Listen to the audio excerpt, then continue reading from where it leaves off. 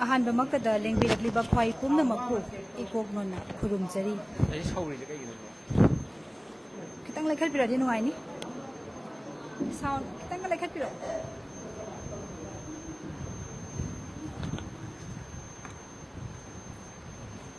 kita cakap piwa.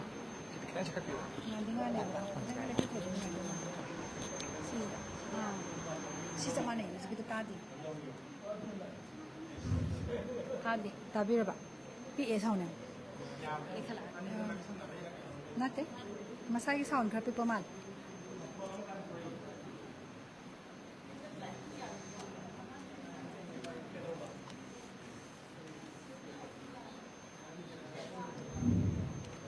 Hello ताबिरबा अहानबमक्तदा लेंबिरक्लिबा ख्वाई पुमनमक्पु इपाक फिल्म प्रोडक्शन की माइकेदगी इकोकनोना खुरुमजरी तरानुचिन इपाक फिल्म प्रोडक्शन मणिपुर सिंजबा वाहेंगबम हेमापतिना प्रोड्यूसर ओइबिबा राकेश नावरेमना डायरेक्शन पीबा मणिपुरी पैट्रियोटिक म्यूजिक वीडियो अमदी आरके डॉक्टर आरके नयन सनाना पुथोकबा राकेश नावरेमना डायरेक्शन पीबा याहौ थेंबो खोइमु स्क्रीनिंग की थौरम हौदोक्चनबगिदमक ngasi थौरम असigi दाइस लेंचिन बिनबगिदमक मिंगोइना हंगचरबदा इकाई खोमनबदा मटिक चारबा N Surjit Kanta BB Surjit chairman in-charge film forum Manipur दाइस लेंखट बिनबा doctor R K Nayan Sana Devi former chairperson Manipur state social welfare board अमदी chief patrons Ipak film production Manipur बुसु फमफम नांग लेंचिन बिनबा नोटबुल लिंसिंगजरी ngasi गेस्ट ऑफ ऑनर की फमफम नांग लेंचिन बिनबगी दमक मिंगोइना पंजरबदा इकाई खोमनबदा मटिक चारबा ओजा नरेंद्र निगोम्बा मणिपुर स्टेट कला एकेडमी एवार्डी बुसु फमफम नांग लेंचिन बिनबा notable लिंसिंगजरी ma'am पुनमना अहोब खुबांग तंखुबिनबसु लिंसिंगजरी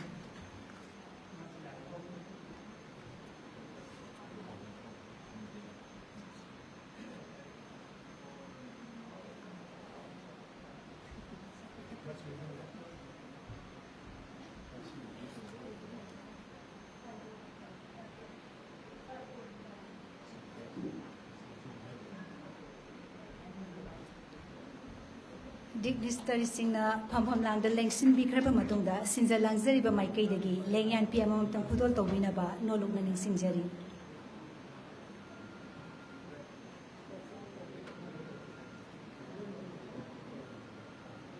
ngasi thauram asigi leyan piamam tangyan binaba mingoina panjarabada romilabu stage da lengkhat piranaba ningsingjari oja mingoina panjarabada dr y bhagat chandra advisor ipak film usu leyan piamam tangyan binaba nolongna ningsingjari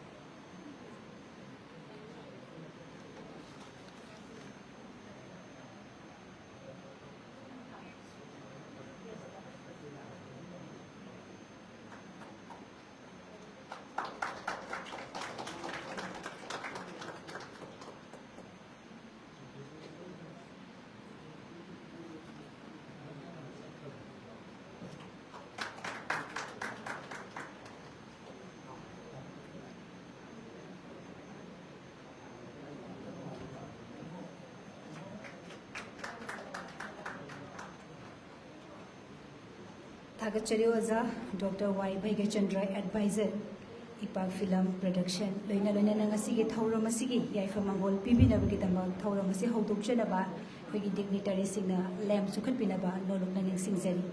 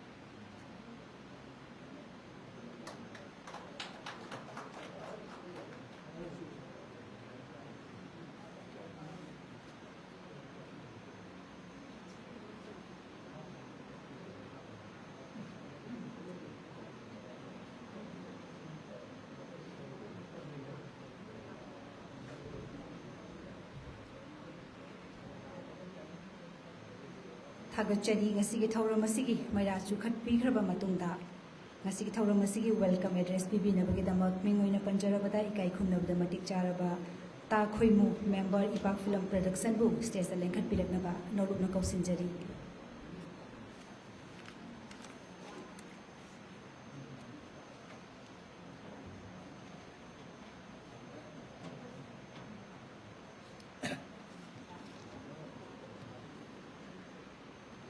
ahan mamaktada mang dalingsin biriba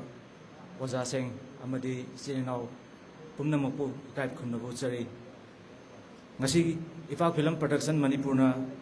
sinjeduna sanura lekol gi auditorium masida sinjariba music video releasing asigi pomafam lamdam ima nungsibi release tawbagi amadi manipur feature film yau themba khoimugi special screening thauram masida athoiba mithunglen oina phambam langda lingsin biriba manipur film forum chairman in charge oza n surjit kanta bibi surjit ahanra taramna oksari mathangda thauram masigi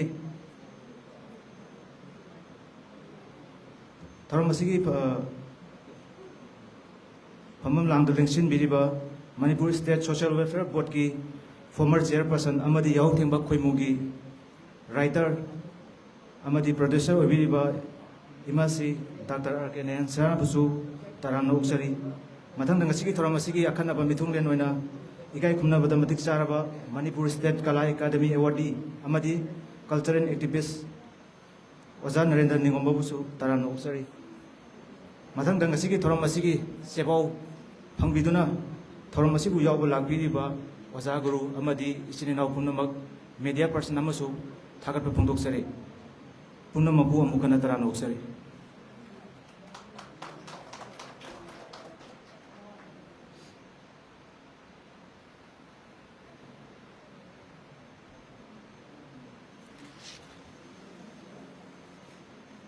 थागचरी ता खोइमु खोइनसु ता खोइमु हना दum kaujare member ipak film production na tentakpa welcome address pibirambagi damak amuka hana thagatpa phongdoksari ngasi gi thauram asigi khwaidagi maru oiba haijaba tare tangkak adu yauraklabani na hauji mayam puna khoigi releasing of pongna from lamdam imanungsibi thauram asigi damak ta chief guest of honorable president loina na ngasi gi producer Wahengbam Hemabati amadi Rakesh Naurem na direction pibiba oza anibusu stage lengkhat piduna ngasi gi thauram asigi releasing function asida yaubina ba stage da kokachari ngasi gi thauram asigi chief guest ki phampham lang lengchin pidiba oza mingoina panjarabada and Surjit Kanta BB Surjit chairman in charge film forum Manipur President ki phampham lang lengchin biriba imasi mingoina panjarabada Dr. Arkenan Sana Devi former chairperson Manipur State Social Welfare Board amadi chief patrons ipak film production Manipur amadi Narendra Ningomba Manipur State Kala Academy awardee loina na ngasigi producer oibiribi Wahengbam Hemabati ka loina Rakesh Naurem direction pibiriba pomnamangna release to bothoram asida mayam puna ahoba khuba amutang pibinaba lobong singjari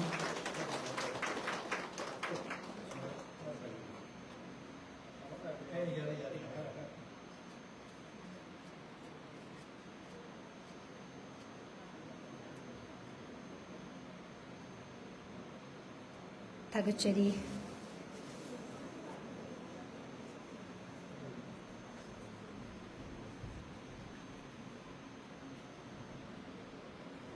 ngasigi release function asi mayam puna release to bikhraba matungda Wahengbam Hemabati ngasigi producer na wafam khara thambinanaba sinjalangsari ba maikadegi noloknaning singjari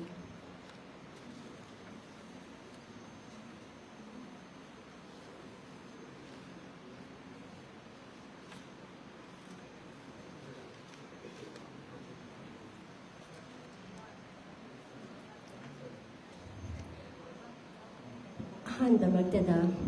람담마 시부관 비리바 이거도 변동부 이거 오나나 그런세 ngasi yamna samlaba thauramama ipak films production na ngasi poknapam lamdam iman shibi haiba Manipuri patriotic music video asibu release tawagi thauram asida mayai phampak thakta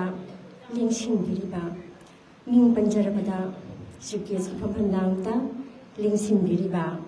Sri N. Surjit Kanda, B.B. Surjit, Chairman in Charge, Film from Manipur, Aina Hanma Matada, Ikai Kundabo Cherry, no Cherry.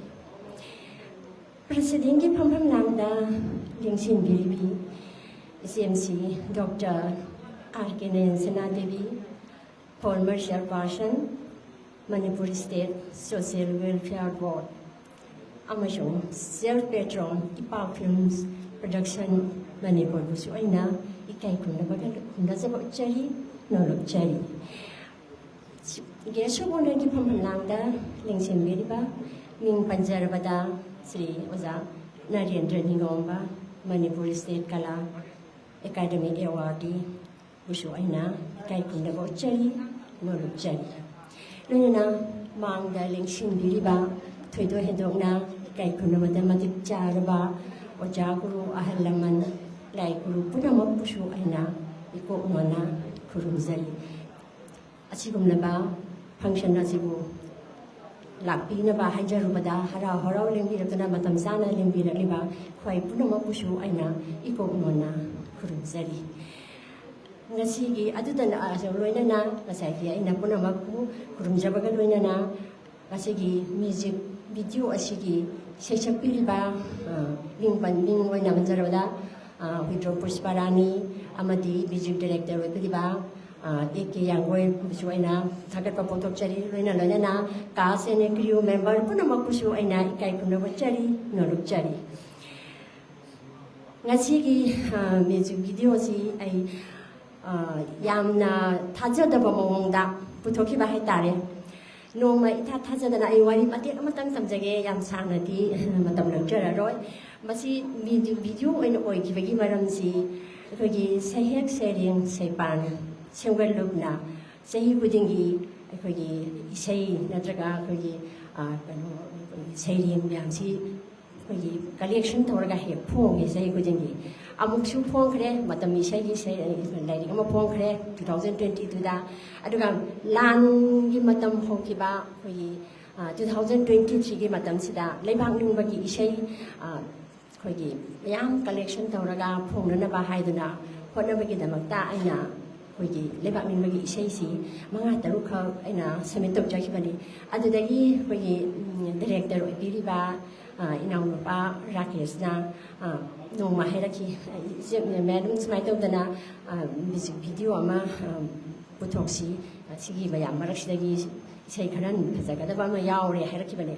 aduda hairakpasida aisu hana sigumbagi lamsida sum pamjaba haitare hogi janing na leiba pota saro kaini bisalaga yam harauna sajabado adugi type da aisu sum line sida film gi karigi line sida sum pamjara leibani na ana to kaina taw namsi ga hairakpasida aisu harawoi kari boy ya kibane ba adagi dongna mana lona simbire sei sapudai ni sei di smai dongna pusparani se ayam nushije mana sapa sei se aduna pusparani sanji haire mana pusparani se ju engage tawbire mai sangba sangdaba loina na loina mana loi simbire adagi music director na eke yangoi haire ko lena tawbadabu masi puthokna bhona bada matam ti kitang sangi matam jangi bahai masidi ngasai matam dugi lani laki ba adi matam jangi irang laki ba mayam sina ngasai matam ti kitang lauki adubu yam wana khoi gi aina sumai jabada khoi gi laipham tinpham kaya chatuna khoi gi mama oiba phangdaba mangnubi amana laksagi laitin yam chi phurungjaraga bacha ma phangjabada harau jabadu aduga sakmane ai ngasi harauji harauji yam harauji yam thajade smaina torokani habase adugo ai gi credit punamakti koi inau nupa ai di isa nupa helsiare inau nupa rakiesta punamak se ai mangonda bizening maram di kaino da ai di kaimta yawbana de mana punamak ngasi ore iba फिभमसे ngasi oiri oiriba ngasi gi thabak thoram simaksu ai mana loina sinbiba ngatani mana loina tobiba ngatani aduna punamakse ai gi di ngasai gi credit punamakse nphagi director oiriba nauba rakesta pijanini loina na ICMC nen chana chu saurba thongdang ma lobiduna ngasi phangthokliba thoram ase sigidamata ICMC na saurba thongdang ma lobiba gidamata aina ICMC bisu hanna thakachari ikai khumnabo sari yam nungaijai aduna asiguma yamna thajadaba thongtho ma ngasi se ai manga sapmane yam nungaijai aduna sida nate aina hainingisi yam yame adum matamni yamna longjararoi aduna sida tindiri ba punabaksi mathakta gasai media kangbu sini nau singbusu aina thagachari mafam sinma thungna uba phangan biba loina na gasai mafam asibu puthokpiriba matman sinkana phagi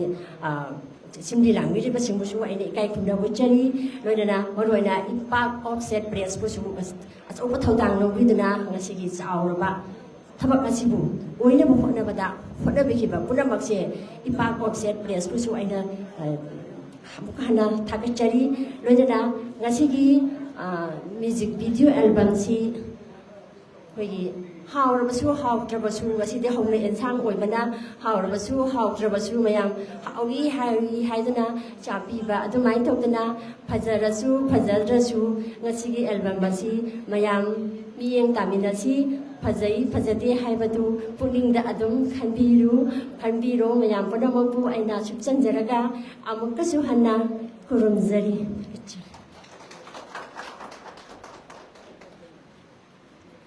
थागचरी इचे इसेना ममल यामनबा वाफम कयामा थंबिरमगा लोइनना इसेना पुथोकपिरिबा Tungi हौरलिबा नहासिंगी हाइजबा तारे हाइदि पुगना फमलमदम इमा नुंसिबी हाइना हेक ताजबसिदा उद्रगसु यामना नुंसिरमगदबा माले इमा लेबाकु याम नुंसिबा इरमदम सिंगी करिगुंबा खरदि सुंसोय सोयदना उत्पीबा ओइरमगनी हाइबसु खंजै इचेना तुंगी पुंसिदसु हेना सिदगी हेनबा हाइजबा तारे सिदगी हेनबा पुथोकपिरउ लोइना इसे कयामसु इबिरो फजबा इसे मये कयामसु इबिरक्तुना producer तुंगदा मतम सांगनो इबिको हाइबा वाफमसिगा लोइना अमुका हनै इसे बुथागतबा फोंदोकसरी मथंग असिदि मयामना खौरांनाय बिरिबा अखोगी तामो मिंगोइना पंजरबदा राकेश नावरे कई पोंगना फमलमदम इमा नुंसिबी सिगिसु डायरेक्टर ओइबिरिबा तामोबु वाफम खरा फोंदोकपिनबा नोलुगदा निंसिंजरी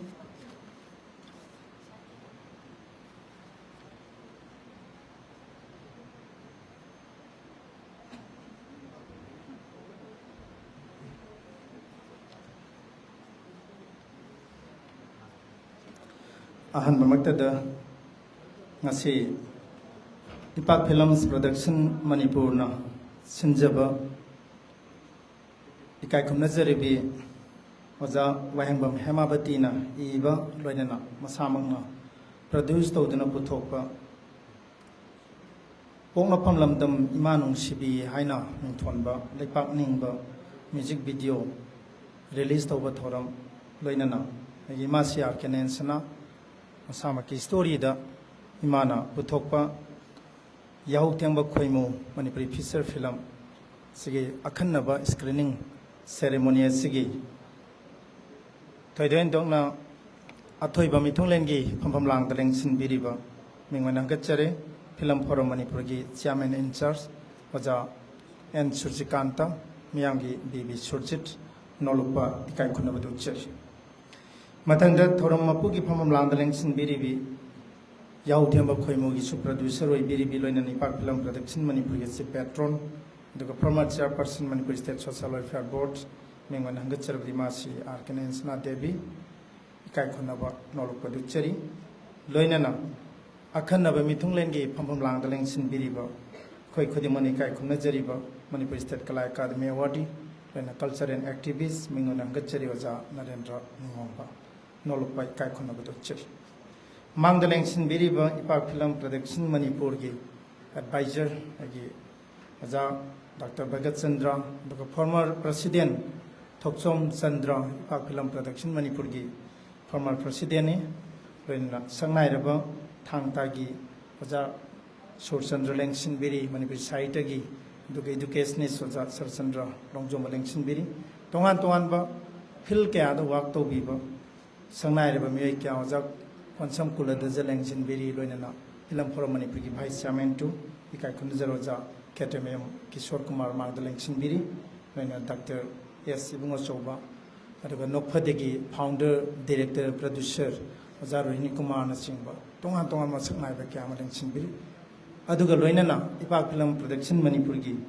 यामना संगबा लुलोय अमा ओइबत नतना इपाक फिल्म प्रोडक्शन मणिपुर की तोंगा तोंगा प्रोडक्शन क्या द एक्टर ओइना मदे लिरिसिस्ट ओइना सरु याखिबा अगी याम्बा के वाहेंगबम मांगदलेंग सिंबिरी याम्बा सोइना नोल पुचेरी अदुगा ते तोंगा तोंगा फिल क्या अमदा मणिपुर मार्शल आर्ट योखना होनबदा अचौब थौदां लोबिरे बैगे जा रणबीर न चिंबा मसक नायबा मी क्या अमा लेंग सिंबिरी पुनमक नोल पुचेरी इपाक फिल्म प्रोडक्शन मणिपुर की मखादा ngasi नौना पुथोक्सरिबा पोंगनाफोन लमदम इमानुंग सिबी हाना मिंथुआंबा सिगी मरोइबा मेन कास्ट अगी सनपी इथोय ओइना यामना मतम चाना योबिर थोरमसी सरु याबिबा खै सुमाइना रिलीज तौबजा आर्टिस्ट सिंग याउदबगी यामना अहांगबा म लेइबदो अदो लैहनबिदबगी तमा इथोय बसु थागचरी अदो ngasai houba mikup tu tamaji yauraga kabang khangdana makhada leina hai अद मथक इथोय लाक्ट्रे ना योंदा हाय हौ हैरोइद्रा अदला अद म्यूजिक डायरेक्टर जा यांगोय कोई कासन क्रू मेंबर पुनमक आइना मिंग पंद्रगा सु कोई थवाई वइजरीबा इसै सु ओइना होनबदा थौदांग याबिरक पुनमक आइना लोल कुचेरी सेनियर अमो ओइना कोई प्रोडक्शन टीम द याउरिबसी ओजा अनि ख याउरी जा प्रोजेंड्रो लाइस्ट्रम अदगा एडिटर गे सोबो थौदांग लोबिरेबा आइगो जा कांस महेंद्रो अतैदि आइगे जूनियर सिंगातनी अना पुनमक आइना नोलुक बै काय खुनब दुचेरी तेंतकना मसिगी म्यूजिक वीडियो सिगी मतंग ददि प्रोड्यूसर ओइबिरिबी यो जा हेमावती ना थंबिख्रे याम लाइबक थीबा म्यूजिक वीडियो अमा खंगने दुगा याम जुक नाइबक फबा मने लवे ngasi म्यूजिक वीडियोस मरमदी इसै मयक तरुक पिरकपनी ओजाना खै लारि अमा फोंगनबा हापदा मदुगी हेक पिरबा मतुंग इकां कानदना मणिपुर की लान जे लाकपा मे अहुंगी लान 2023 की लान जे लाकपा सिदगी इसै से नमजेना सेमबा नोनमक लोइरब ओजा यांगोई ग थेंगनबा सिजु यामना अनफॉर्चुनेट मोमेंट नमदे थेंगनगिबन लान मनुंगदुदा मासी कोई तोरबोट मही हेक थकपलाई मा मसक फजनबा थकबो हिरखंद्रे तोरबोट मही जे फई हाइबी हिरखंद्रे मा चा थकबा लाक्ते मासी कसमतो ओदाम लाइसन नुंते गे तोरबोट मही से ग्लास मम लुपा कुंट्रा से सेमान अतेमु चादना हनगिदोनि अदा नोमदी कोइनी तोरबोट मही से थंगमिनबस्तै दैना सही मैम खक थाजलके से म्यूजिक कंपोज तब यागद्रा सुर पाम यागद्रा अमत येंबियोन हाइबन इसै जे पीगिबदगी यानी जो हायरक्त्रे यारोय जो हायरक्त्रे मासु चिनब लानजना जोदुगी वाखन चंगदबननि खंद्रे था निहुम सी फना कुइना कोइ सी गेप अमा लै अदैदि ममै थंगदा स्क्रिप्ट से मोबाइल दा थाना बोने मोबाइल हैंग तौबदा ककपदा यावगिबरगदे स्क्रिप्ट से मांगथोखरे मरक्सि अदैदि मोय खोइदा लैबा पोरसे मु नौ नमु थारे आइडिया दि लैरे सागले अदु मसी वैथोनब होनब मतम खितंग नि संगब यायना हाय अदु लान मनुंग दि नमनिंगेना हाय लान जरा सुम कंजलक एखोइसी नंब ngमगिदे अदुगा म्यूजिक डायरेक्टर जनि था थाजदना एके यांगोइना अस अजा सुमाइन तौदना लोइरे सुरपानबा अदो पुष्परानी सुवरी सारे दो माजु वोकल हनब खोपदु यारनी हायरेना मा पाउतमे अदु मतमदना इजे त्रिपुरा द लै अरेदि पुष्परानी का मागी निपा सनी का पाउ फाउन यारदि ओजा जांगोगी नाक्ता चपीरगा फजना हंबिरोई ट्रैक मागी सुर पामदु ताजरे अदुगा फाइनल वोकल दो आउटपुट थोक्त्रिंगाइदा आई ओजा यांगोईगा तानरगा येंगे वोकल दे हंजल जेना माइ तरगा पुष्परानी सितौरगा वोकल जे हनगिबने अदुगी मतुंगदा सैसे म्यूजिक वीडियो जे नमजेन हाइबसे अदुंग ngमदे प्रोसेस से तौना ngमदे लाइबक थीबा हाइगद्रा फबा हाइगद्रा आइगी वेंचर दा आइगी फिल्म की खोंचकता तोंगान बा फीचर फिल्म सेन बितैमा दगी हौरगा गायना फोंदोकनद्रिङै अदगी अखोगी इगी खोंगु लैसिगी वांगमदा बांग्लादेश की सना तंफा तोंगान फीचर फिल्म तरुक से आइना प्रोड्यूस तौर मतुंगदा आई मासी आरकेनेन सनासी मागी इमानमुन सिबि हाइबा म्यूजिक वीडियो मा नावबोइना सकपा इसै से ताहलकपा मसिदगी फीचर फिल्म ओंखलकपा मदे फिल्म जे मुन्नमबदै खोइसे याम कुइना संगीदे फिल्म दो सुमनगी working days the 20 days October 10 2020 का 4 दगी नमगा December की date 31 दा अखोई tribute show अइना अखोई MSFDS दा release तौरगा January 9 अखोई 2020 का 5 दा release तौखिबन यामना short time ने film जे नमी film सिना तोंगान तोंगान बाय कोन festive के आमा था दन चतना film जी की सुम खोंचर मन लापस्तगी उसकी हाइबा म्यूजिक वीडियो से सो film नमिंगाई मनुंगदा इथोई के ममा मसा से नोमा अइना मा युम द थिन चपगी खोंचर मदा इसै से ताहन बन इथोई नागी पुंसीदा लैबाक निंग इसै हाइबसे मस्ते एक्ट तौखिबा नंगी म्यूजिक वीडियो लैबिरब्रा है करा केस लैत्री है माने याम नौरिङै याम ngaliङै फिल्म की आर्टिस्ट से सुमाइना फाउरकनी का खंगदिङै मतम सेदा इथोई की इसै जे पाखंग बगा पार को नमग्रिनी अइना प्रोड्यूसर ओइदन मतम द हाइबोय हैतबोय एल्बम सिन नमदना इथोई याम ngaliङै मतम की वारीनी अदा याउटेम खोइमु मनुङ सिदैदा इथोई की पुंसी की ओइना लैबांनि बे सै की ओइबा मपुंग फाबि सै मु लैत्री हारकदे ए दुदी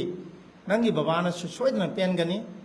लैबाक खुनाई दंता खनबिरंबा मणिपुरी फिल्म इंडस्ट्री चाखनब होनरंबा अदुगंबा ओजा ओइनाम सानौ लैगिद्रे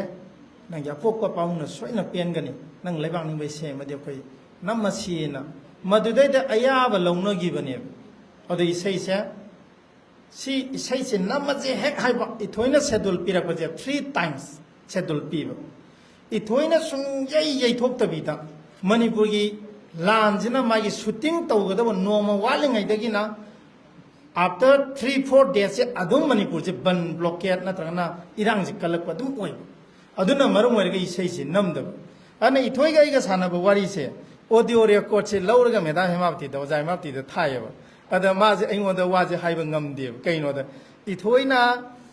नमजेना हायरगा अइना नमदबोइना सुम खनगिदोबदो अइ रेकॉर्ड लौइ इथोइ खंगनदना फोन अमदा अदो मेदाम थाय अदा इसैगी मराइ इसैजी मराइ बसे मतम सुददना खोइना अंगांग अमा मितमबगी मतम सुद्रदी मदु क्या फकंदे हाय इसैजिगी मितम सुबगी मतम सुददना माजे मंगफाउनब ngamदबो ओइनै सोना ताइबंग सेमपुना यैथोक पिरकबनी अदो ngasi से यामना नुंगाइबा नुमित अमा ओइ मरमदी कैनो हाय मतमदा नहान खोगी मयोना सिनबा शॉर्ट फिल्म कंपटीशन मदुगी फाइनल मदुगी अनाउंसमेंट नुमितोय मफमस्ता लाक्सबनी अदो आई नुमितोगी कंपटीशन दुगी थोइनबो एंगोंदा खलुद्रे मसिगी मसाई कोन्स्ता संगब कांदा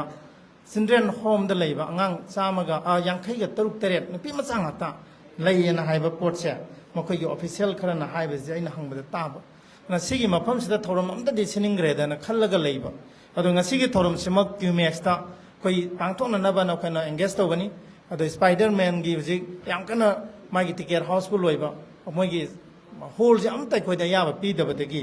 अइना खंजबा मफमजे मसी चूज तौरगा मस्तिदा पांगथोसी दना खोजे लेप कांदा मफमसिदा खोइ ngasi से पांगथोकचबनी मरुइना स्कूल सिदैदा लैबा ngang खोगी चिल्ड्रन होम जे अंगांग यांखै तरुक तरेसी मनुंगदा अंगांग यांखै स्कूल चतखरि अखोई मरुइना मखोइसु याम येंगनिंगबा अमक ओइबनि मोय हलकपगा खोगी होरेन फिल्म की स्क्रीनिंग सोइना तानचाने न खलि सुमाइना अखोई ngasi थोरम से मफमजे सिनजबनी यामना नुंगाइजै फिल्म फोरम मणिपुर की चेयरमैन इंचार्ज ओजा बीबी सुरजित वाइस चेयरमैन टोनोजा किशोर कुमार याम थवाई सांग यावना पा फिल्म प्रोडक्शन न सिनजब सुंबा थोरम से मतम चाना लाक्पीदना खोइदो कोऑपरेशन पीबीबसे तोबिमल कंगुचरी ngasiगी थोरम सिगी खुदोंग चाबा लौरगा इन याम थागचनिंग मौं खका ngasi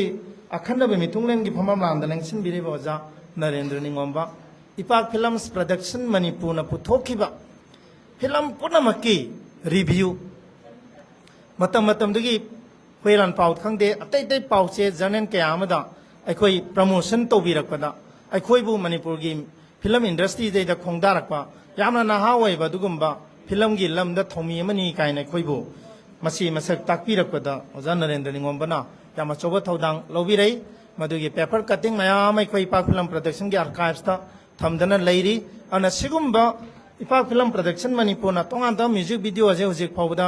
यामद्रबदा इन पुथोखिबसे 20 गा 5-6 अदमाइना लेरंगनी 2009 दगिना 2018 फावगी पेरियड अदना हंदकी सही सहीदा अखोइ म्यूजिक वीडियो से अहुमने अखोइना पुथोकचरिसे अखोइ लोकताक इमाना हाइबा निंगथोन बैसै अमा इमाना मुनुंगसिबी अदुगा ngasi पुथोइसिमा अदुगा यामना हंदकी था सैदा Langban Tha Sidida Puthokadova Sayamaga Koi Sunita Nepram Mid Ubagi Pangan Sakti Solabi Semasna Sakai Sayamaga Koi Putona Bujiksi Yamkana Torang Tori Yam Nuaizay Ipakulam Production Gi Ngasi former President Ani Hanagi President Oza Paung Chandra Lengsin Bire Aradi Oza C.I. Surendra Sarama Koi Huzik Yobira Kwa Yam Nungai Ipakulam Production Gi former President Ani Lakpi Dana Ngasi Thoramse Cooperation Pibiba I know Pucheri Aroibeda Ngasi Pongja Gadoriba Pongja Graba Isay Sina Koi Horeba Nahasinda Imale Pak Nungshiba Imale Pak Manipur Nungshiba Sigi Wakalon Madu Chelan Makaradang Magadi Kani say si Namjarubagi Masiputoxer Mahi Yale and a Kanjagani Isay si Mayam the Horen Puna Yang Minasi Itoigi Magi Ma Matandana Ektobani Sigi Manunda I now heroes it now Koi Martian art kit Sarukara Kogi interlude music Pillar music Karaga Ade now Suras Yai School now Siga Moines na co artist Werakanda Nasigi music videos of question got money Aroiveda cast and crew member Punamak Tobimal Kamui Kaikonabucheri and the invitee Punamak Pusu Nolupa Kaikonabucheri Punapu Kurumjari. Thank you.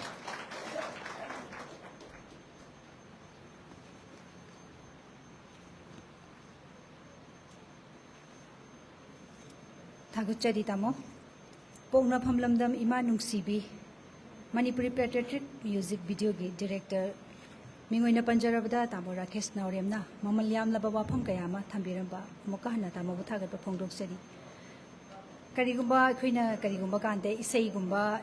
Isay Filmgi Isay Matamisay Hai Basing Sida Iri Basay Ampazaragasu Sak Iba Muduga Kagi Film dugi natraga isay dugi sa iba words yam phazaragasu mayam mamangda yamna pamna nungsina tahandoise maroi ba khara adum lolaga lay khanje khoina su kaigumba kanda isay se taba kanda isay mayekse yamna nungsi handoise sak iba mi music ki background da satliba singsigi thoidopa mahaw ama happy risi khara de dum lotona leidoine ba ko aduna ngasi gi tanja se haijaninge se felicitation gi matam cast and crew members singsina ngasi gi puthokliba music videos reisa Faza Handoiba Yamna Pam Handoise Moising Sigi supports Aduki Matik Changeba. Haide Equina Karima Posagama Wahikra Iraga Tadoki Badi Laeba. Faza Handoise Moim Yam Sigi it's an every person could imagine important or doing neighbor. Potama Sagat Matam da Amaga Amaga Mating Pangnaba musicy background bo oiro psyche acting bo oirasu my art acting bo oirasu Hai Sing Sida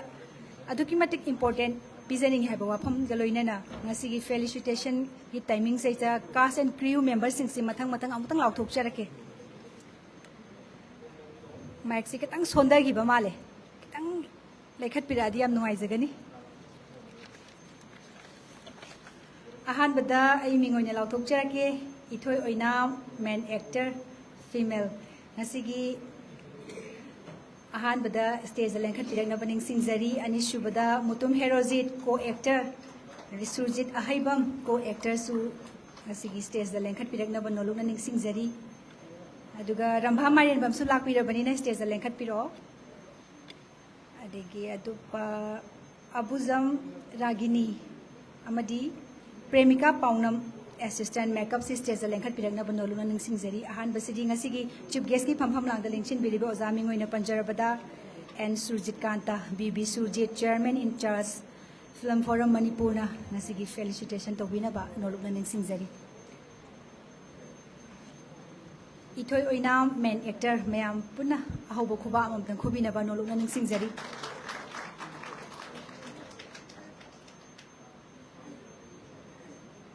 Matang damok leng thok piro Mutum Herozit co-actor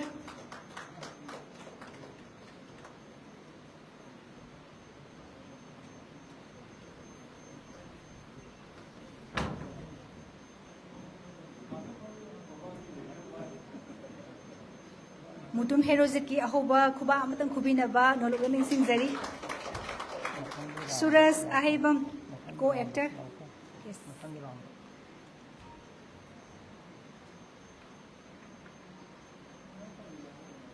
Suras Ahibam, co-actor.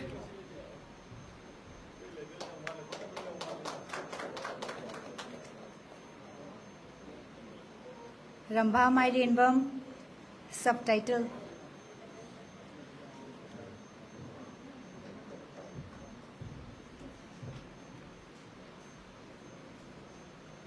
Rambha Mayam Gidamak Mayam Ahoba Kubamatang, Kumina Banol and Singzeri. Matang Dice Test, the Lankat Piragnaba, Singzeri, Abuzam Ragini, Makeup. Abuzam Ragini, La Piragati Test, the Lankat Piragnaba, Nolunaning Singzeri.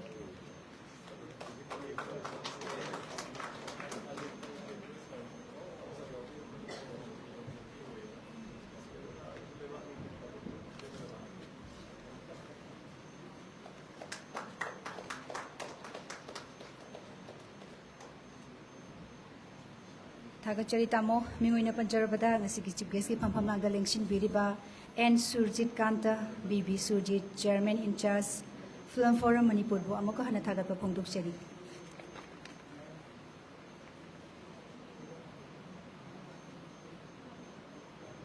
mathangda mu stage da lengkhat pirakna ba nolukna ningsing jari Premika Paunam assistant makeup AK Yangoi music director Neha Yungkhaibam Mangalai behind a Sukanga production controller Busu stays the Lankat Pirak of Singzeri. Nasiki Tauramasiki guest of honorary Pampam Lang the Lengshin Biriba Oza Narendra Niumbana, Manipur State Kala Academy Awardina Nasigi. Felicitation to Pinaba, no look learning Singzeri.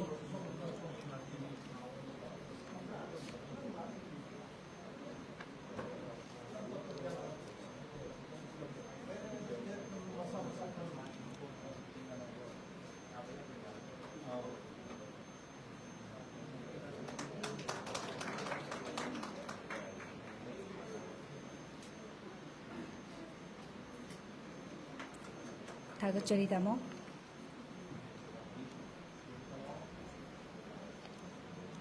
Premika Paunam assistant makeup Neha Yungkhaibam Malengan behind Sukanglaba production controller Matangda Naurem Romila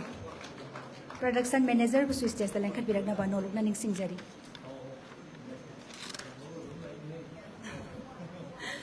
Matang the Takoimu, stays the Lankat Piranaba, Kausinzari, art director.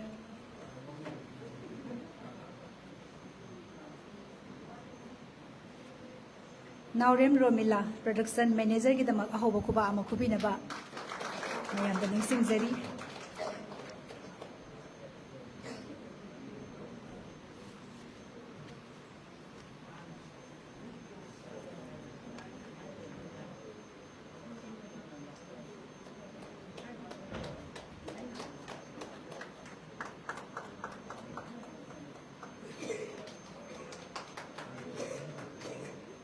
Matang ta khoi mu stage da lengkhat pirangna ba nolunga ning singzari art director tam amak tangai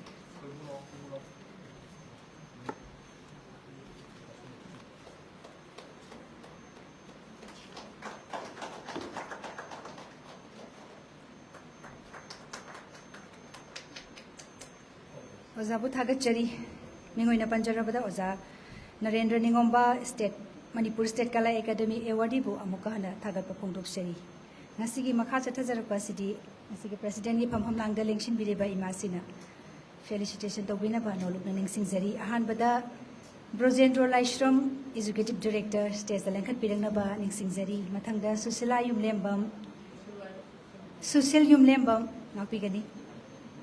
cinematographer Susila on khadi sarapto ni Susil ka domna legi state lengkhat piro Brojendro Laishram, Executive Director, Stage Lankat Piraknaba, Nolok Naning Singzeri. Susil Yumlembam, Cinematographer, Stage Lankat Piraknaba, Ning Singzeri.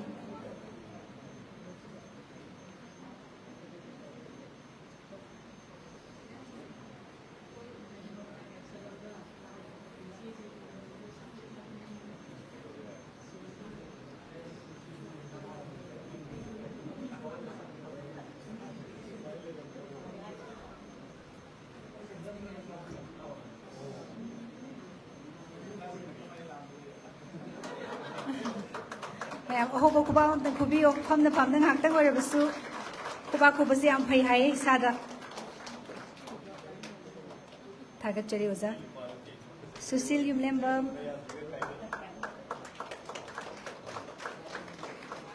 ꯃꯊꯪꯗ ꯑꯣꯖꯥ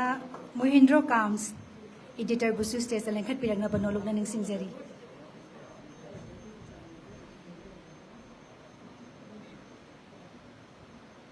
ꯑꯔꯣꯏꯕꯁꯤꯗꯤ ꯃꯤꯡ ꯑꯣꯏꯅ ꯄꯟꯖꯔꯕꯗ ꯇꯥꯃꯣ ꯔꯥꯀꯦꯁ ꯅꯥꯎꯔꯦꯝ ꯗꯤꯔꯦꯛꯇꯔꯕꯨꯁꯨ ꯁ꯭ꯇꯦꯖꯇ ꯂꯦꯡꯈꯠꯄꯤꯔꯛꯅꯕ ꯅꯣꯂꯨꯛꯅ ꯅꯤꯡꯁꯤꯡꯖꯔꯤ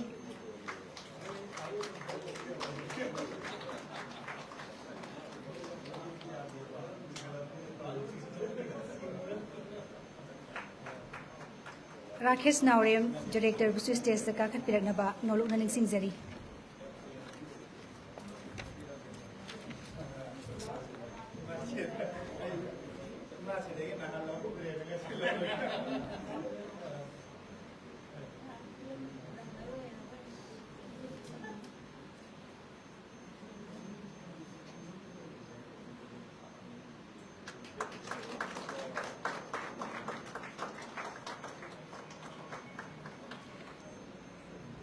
थागतचरी मासी करिगुम्बा master of ceremony की अयाब लौजरगा दुगा president अयाब लौजरगा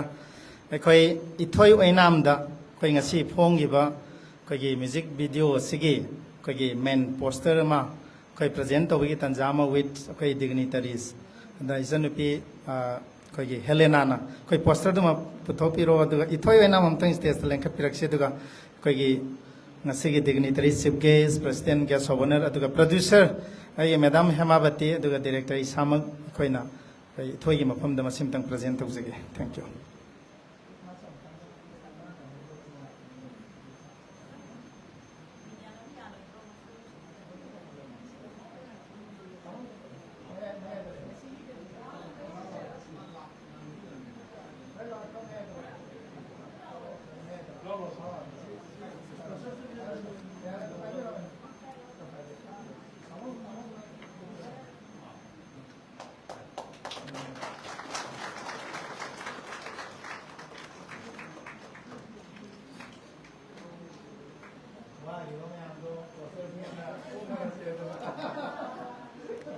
थागतचरी पुमनमकु अदुगा ngasiगी thauram asigi short speech ithoi oinamna ngasi putholiba video asigi matang da wafam khara thambina ba nolokna ningsingjari ngasigi actor oi biribi pongna phamlamdam iman nungsibi video asigi matang da ithoi oinamna wafam khara thambina ba nolokna ningsingjari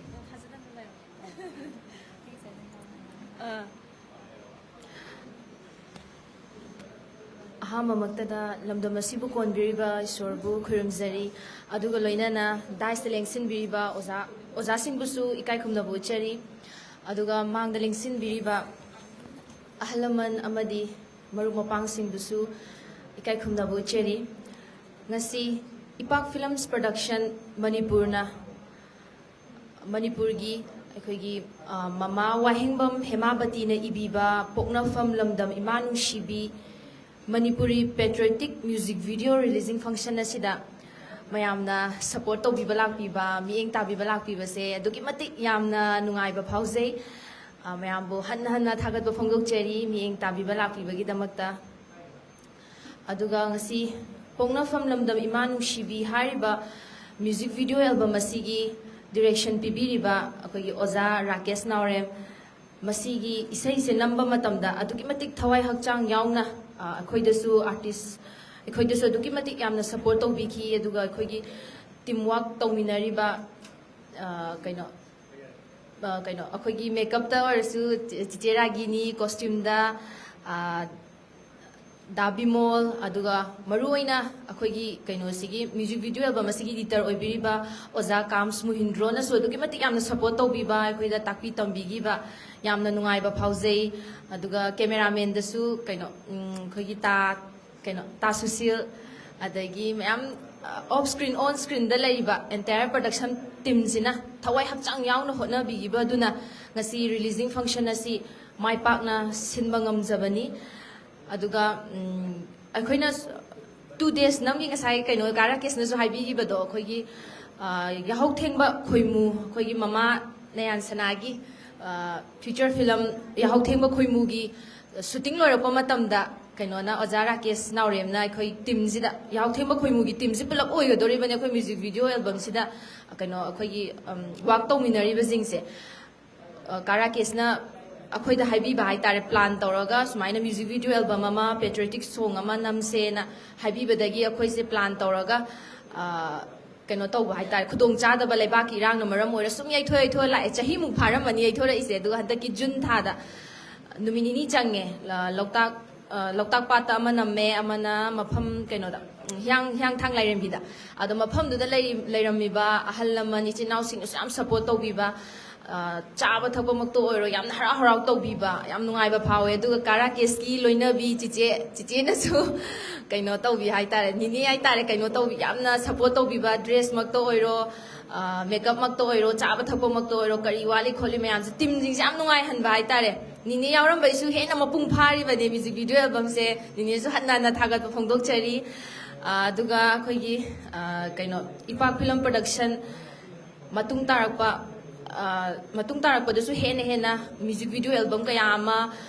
Manipuri feature film कया अमा पुदुना लाकनी हाइबगी थाजबा अमा लेजै हांगना artist अमा होइना हेना चाखतपा मयामना पाम्बा तुंग कोइना मयांगी सेवा तौबा ngамबो ओइबिउ हाइना ईश्वरगी मफमदैसु थौनिजरी मयाम पुन्ना अफबा ओइमिनरसे thank you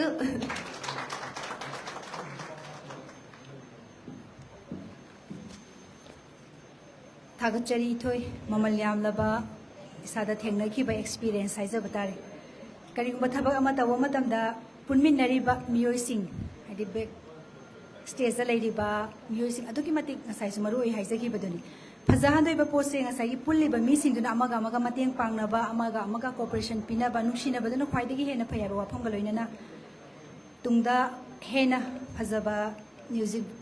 film दबु ओइरो any production दा हेना अफबा पुथोकपिउ हाइबा वाफम थंबिरबा लोइनना इथोइबु अमुका ना थागत फोंदुकचरी ngasigi thauram asigi makha chathajarak poina guest of honor famfam da langda lengchin biriba oza mingoina panjarabada narendra ningomba manipur state kala academy award bu masi thauram asiga marilena ba wafam khara thambina ba nolukna ningsingjani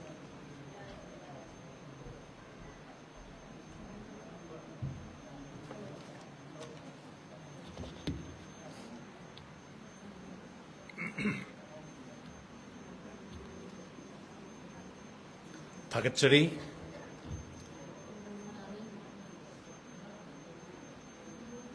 थासत असी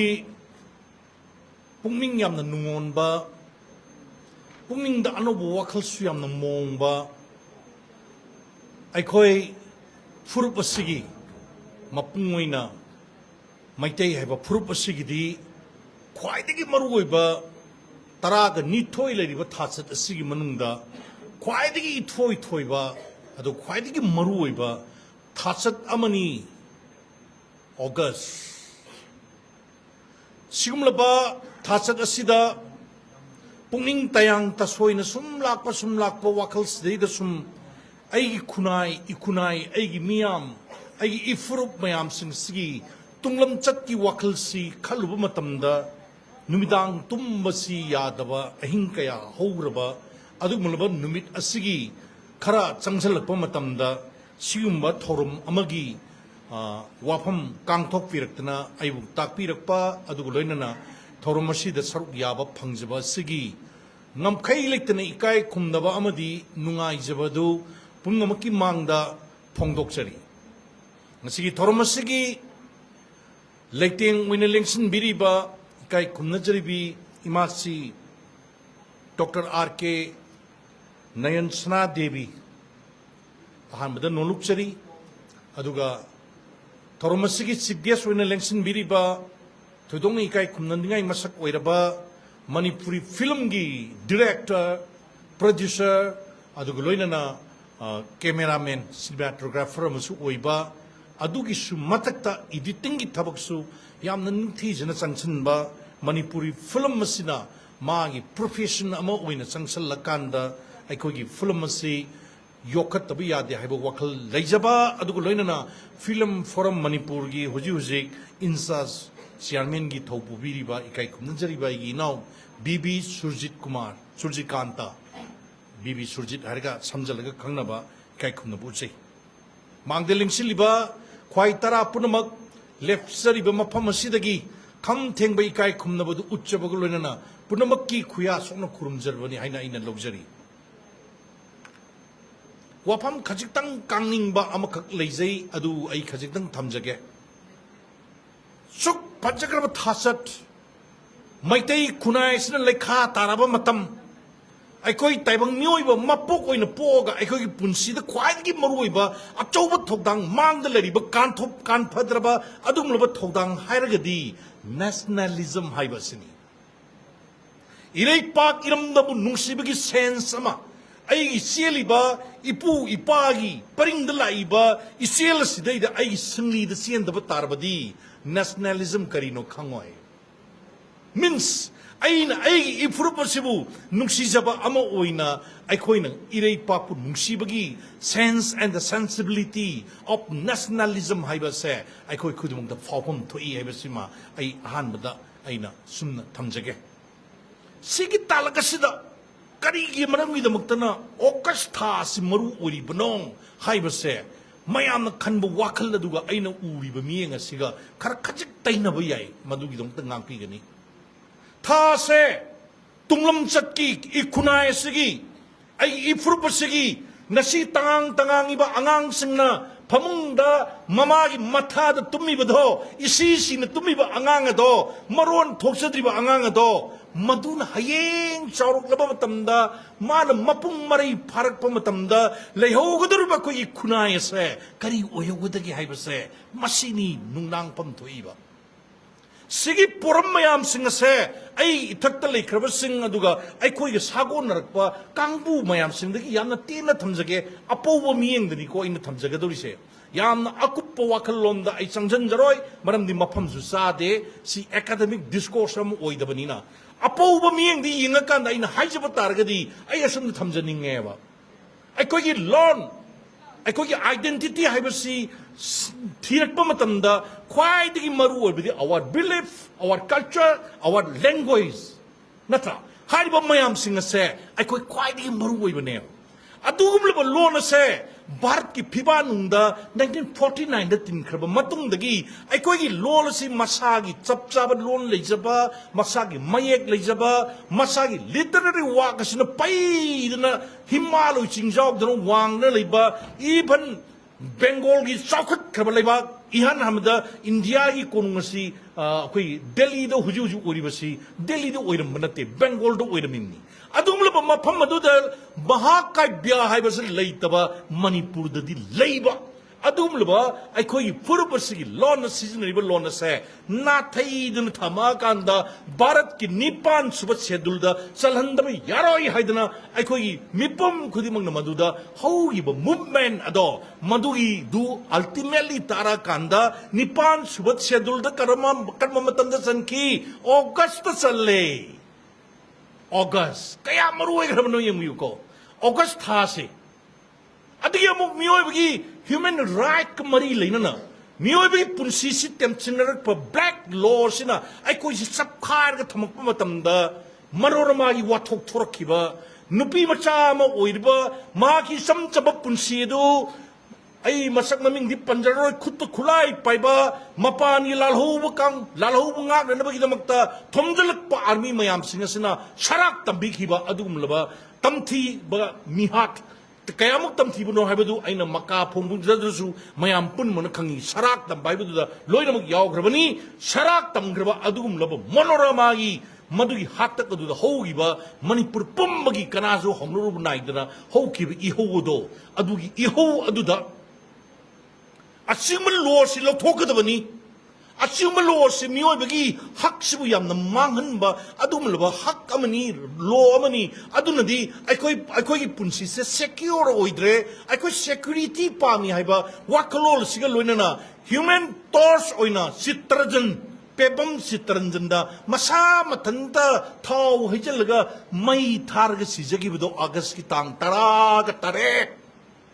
करमना कावगनी सिगुमलबा यामना चंखोनिंगाई ओइरबा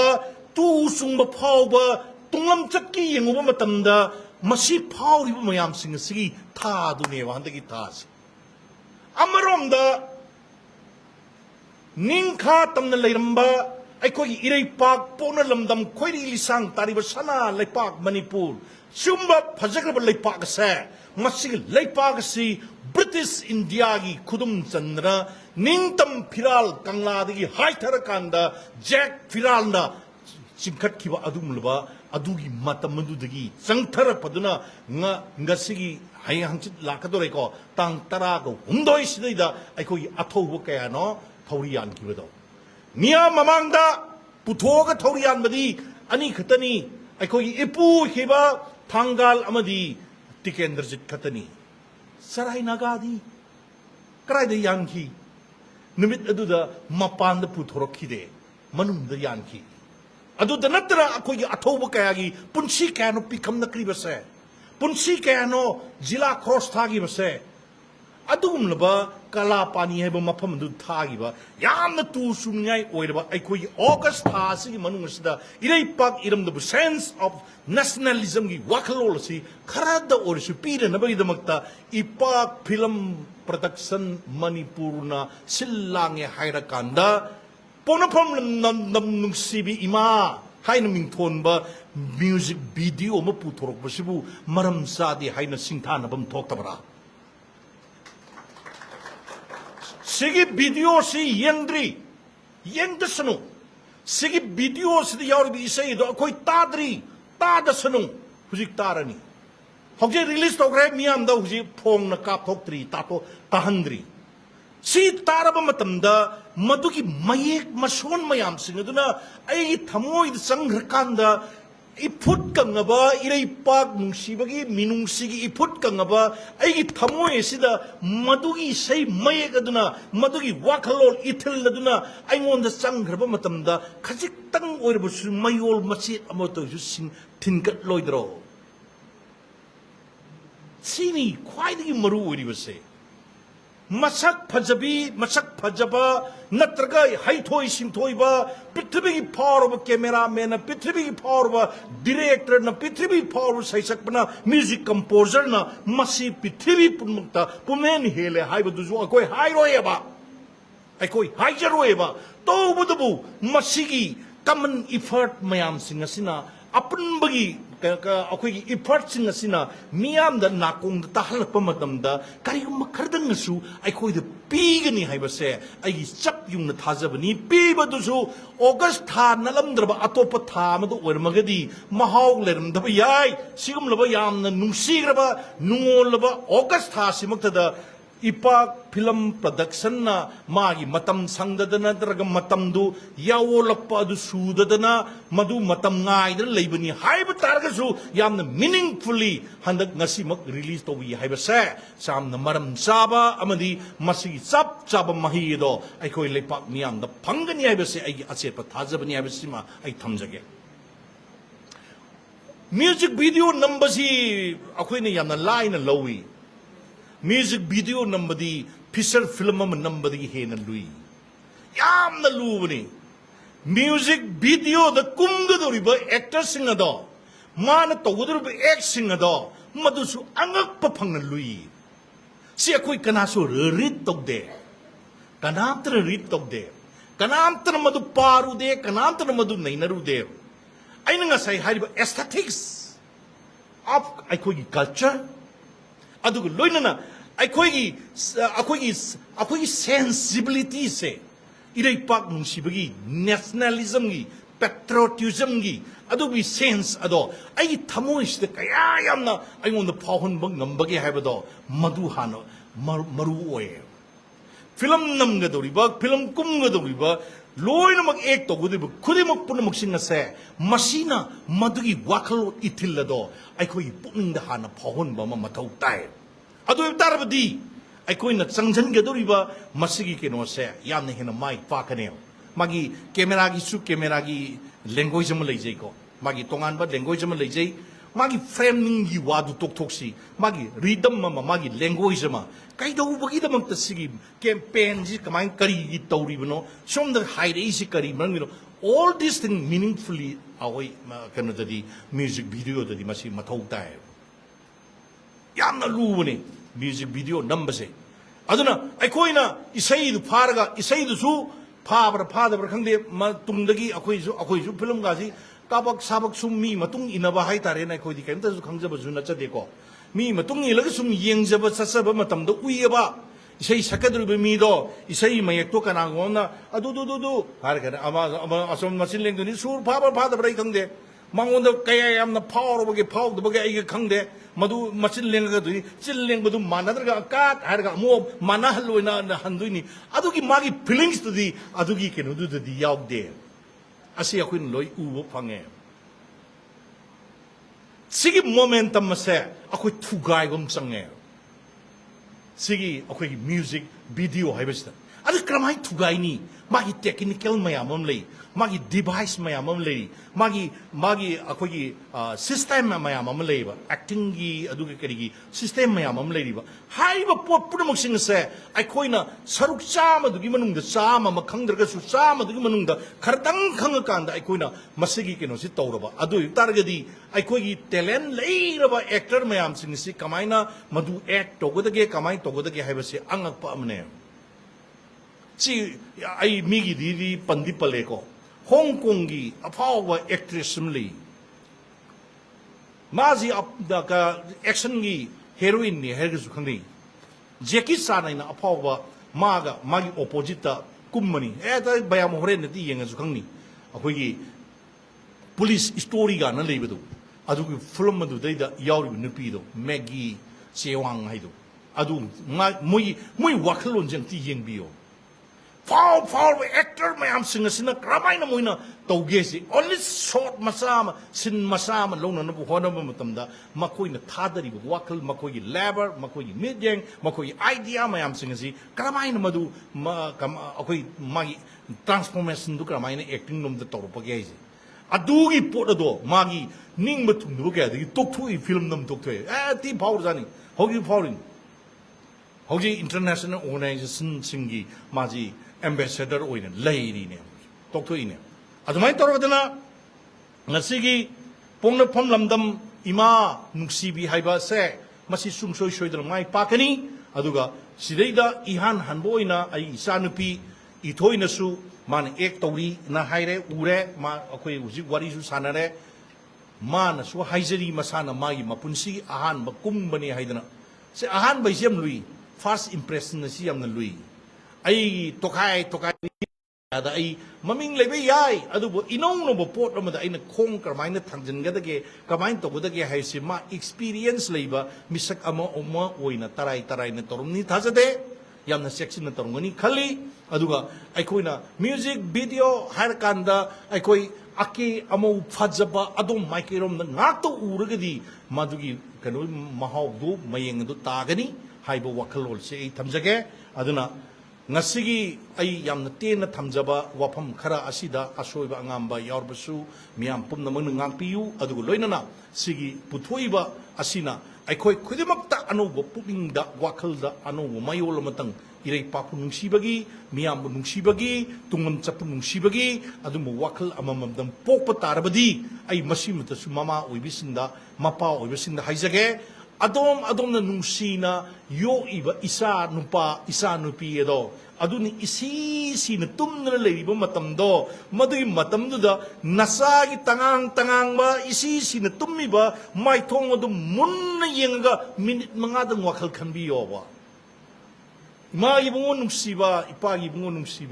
nungsibi nakoi na hayeng sauro kanda ipara nakoi de piram gadoriba nakoi mafam sibu kari none nakoi bu karam na lehodage ne haiba wakal da sintan khanbiu isa nungsiba da masi yaubiu sopna gi isa gi mapan thong gi mai thong do adu khata nungsiba tambigano tunglam chat yauna nungsiba tambiu adu da kari phauke haiba du yengbiu haiba wapam sigal loina na matang sida tubat natai samjari punamak pu thagatchari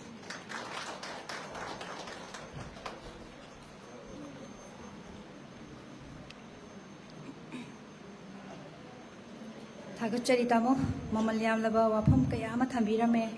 पुनिंग नुसिबबो फावे August थाना लापसिदा अदुकी मतिक अखोइगी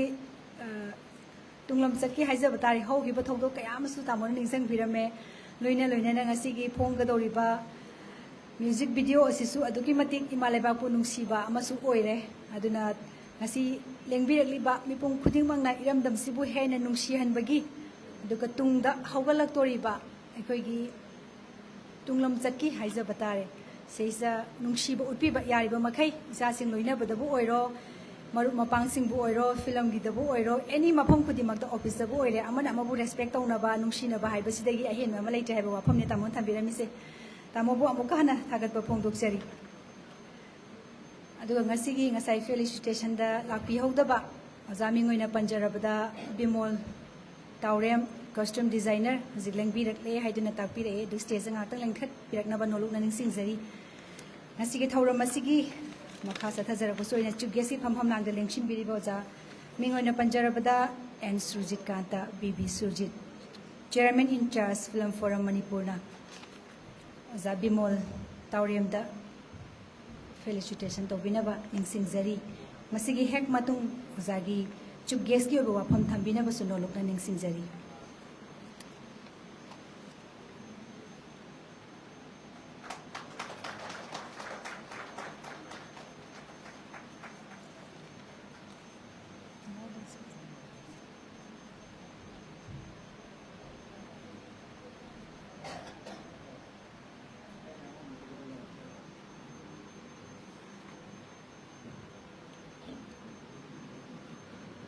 Nasigi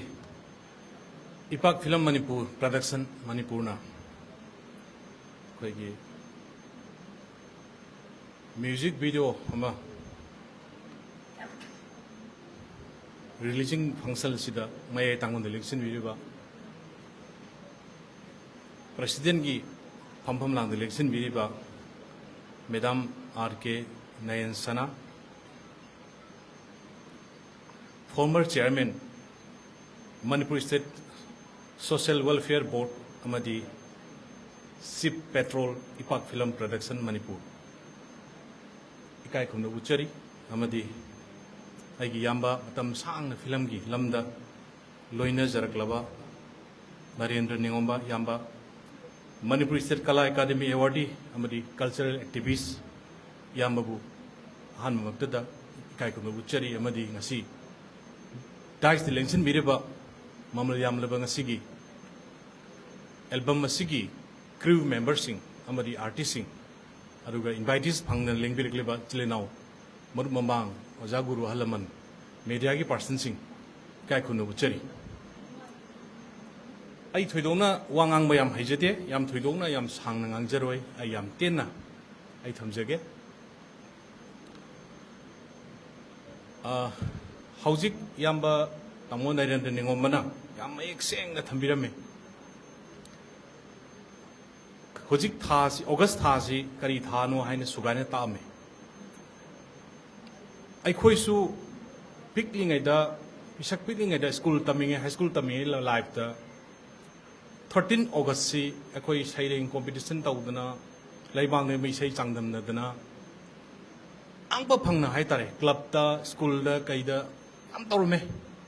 masi hojik aigi miyeng dana khangde ko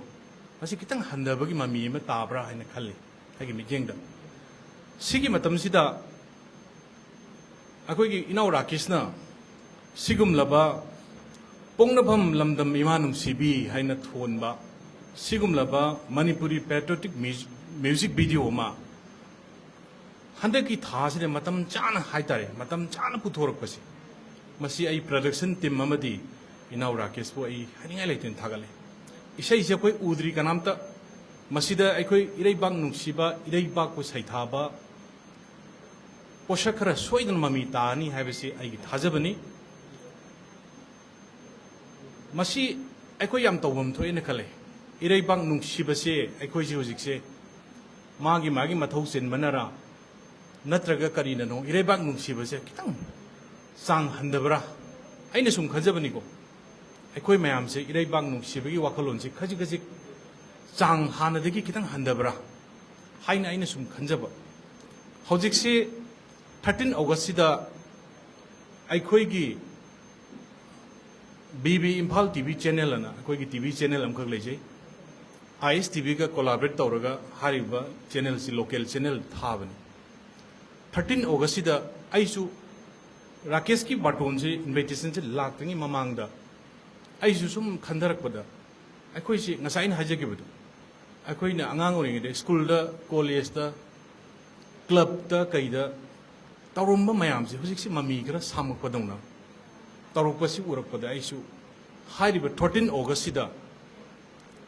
class 1 dagin 10 phawgi manung dale bangang sing sigi isai nongmai isai habati leibak ning bai isai changdum na bagi program ama silli masi live oina sandok sagada bani social media da YouTube channel da aigi BB Live Imphal da amadi offline da BB Imphal TV da ISTV ki through da hariba program sida angang ni laen thajana akoi yam thoidongna social media da advertisement kya kan tawde khar khar di dawi adu lae angang yam lae hoji angang ne phu yang khai mu lae adu yam pik pangang yore class 1 ga yore class 1 du ga 10 du ga ni go heng tawnar ga doise moi gi special category akoni special consolation prize di thami but tawbu bu class 10 du ga 1 du ga tawnar ko di yaro hebde ko chu khange adu bu akoi gi pandam di pikliba school gi standard de laiba high school tammiba ingkhalakliba ngangsing da maribang ningbagi wakhalol si aigi side gi khajiktang oresu masi piba ngamgadra haina ina haiba 13 August da su sigumnoba competition patriotic song competition nama solo da pangthukli masi mayam su soidra yengbiyu TV gi kuthangda natraga social media gi kuthangda sumaina silingi maraksida akoi gi naura kes ki sigumba program ama baton ama lakpasida invitation ama lakpasida aina baton invitation ji parugonda patriotic Manipuri patriotic music video harapasida yam nungai bam phawgi bai dar aina tawjari baduda Rakesh na zo muksigumba program ama mu tawrukpasida aikoi da yam nungai jaba kaino ma phawe aduga tanja sida handaki akoi gi yam nungai da ba thawdok hai tare yam nei tha thajada ba cookie ga aikoi ga tawriba conflict sida aikoi si matu maman son sonda bagi mawongda aikoi sanga misang laijida bagi mawongda kaino mi tok tokba masi kaidagi phawri no idai bang nungsi ba walak padagira natraga masi kari no kai si sam isa sida tawbam khangda ba kaino ma nungai ta ba ma aduna sigumba thawdo ma thoi ngai sida Rakesh na sumaina idai bak pongna pham ima saitharaga idai bak ku nungsiba sigumba Manipur patriotic music video ma releasing tawni haina ngasi silang tawbasi ai matam yam sai mafam yam sai naura kesu ai haninga leten thagali aduga ngasigi producer madam Wahengbam Hemabati thagatabang moy karigino haida album haibasi sida sangriba paisa si huge lakhs ki above 1 lakh ni sangam ngane music video mun nambai basi sidagi taba di pangta taramoro henbai thabang to ormani akoi khangi music video album mai basi paisa lupa mari dal la roi producer da film di live faradi paisa bu lakani return khara ai very market ta chala kanda hayeng aduna yam success oi film mo oi raga di return khara bu lakani aduga Manipuri music video album sidi ma lupa amde return la roi basi sigumba paisa halak laroi da ba mada invest to bi bai tare thawa yang na leba ki dama kalakar singi adagi masigi irei ba ki dama ta khallaga smaina pongno pham lamdam ima nungsibi haibna music video mo nambi dana ga mayam da yengendana lebak nungsibagi wakalon phawhandana mayam da karimba contribution share ga tobuse masi ai thagat tabang amjede ai madam Wahengbam Hemabati buso ai haneleten thagasari aduga hojikse leibak ningba se ainga sa hijabaduni patriotic aikoi gi leibak ningbagi shaireng base masi masing yam handabra hane khalle matam amadadi aikoi gi layo kharbal singna khara khara thengna hoi ad hojikti leibak ningba ishai ibase masi masing kitang handabra hane aina khanjabani ko aina khangdabagi on basu ai kitang handabran khale masi karigino adune ngasai thamoi di chingnajari si lebak ning ba nungsibagi wakhalon si akoi si khara khara lapthok khrabra kaina wakhal ji khanjare bujik si aduna ngasigi se ai amukusana thagajesini adugi matik matang matam chaba sigumlaba manipuri patriotic music video ma releasing tawbase ai ge site gi haininga leidana thagachari aduga ipak film manipur busu matam sangna lebak mayam ge seba tawdana sigumlaba music video da natana film dasu irebak nungsibig mami soidana ai tarakani hene khali nahansu koi rakesh ki kumex ta magi madam imasi nayan sanagi invitation ai phangdan sasei adudusu madam gi film short film matam gam chunaba topic ta haitare khut thaba short film ama release to bi function yaujai madudusu akoi inau rakesh ki magi direction ga hi singba matam jigi chap chanaba topic lokhalakpa ai inau busu haine ten thagachari aduga shumaina sumba tim work hebasi akoi lingjam nanda ba yade lingjam nanda gati mai pakande team work ta aduna ngasigi crew members sing aduga akoi gi actor actress sing matam chana lengbirak akoi gi amna especially ai gi sanupi ithoina ga matam chana ga samai ga lak pase ithoi bu sai hane ten thagali kaino function houding de ga lak pase kaim kan da actor actress sing che loin ma khudin na te ko program ji hour kan da loim da lak pumba adegi hek lakande adu akoi ithoi di yamna yam traditional dress ka selaga sigum ba function jiregal nantana lag mamang ga phamma ga leibase ithoi gi tungi punsida su hen mai pakpa hena phaba mai pakpa yam brightness oiba punsemu oisunu ai som phunu khumjari amadi asi timiri ba mayam lakpiri ba halaman laigu matam mangbiraga sirum laba function releasing function as lakpi ba ai lengbirakli ba mayam bu so ai amukana thagat jaraga ai matang sida i tension ja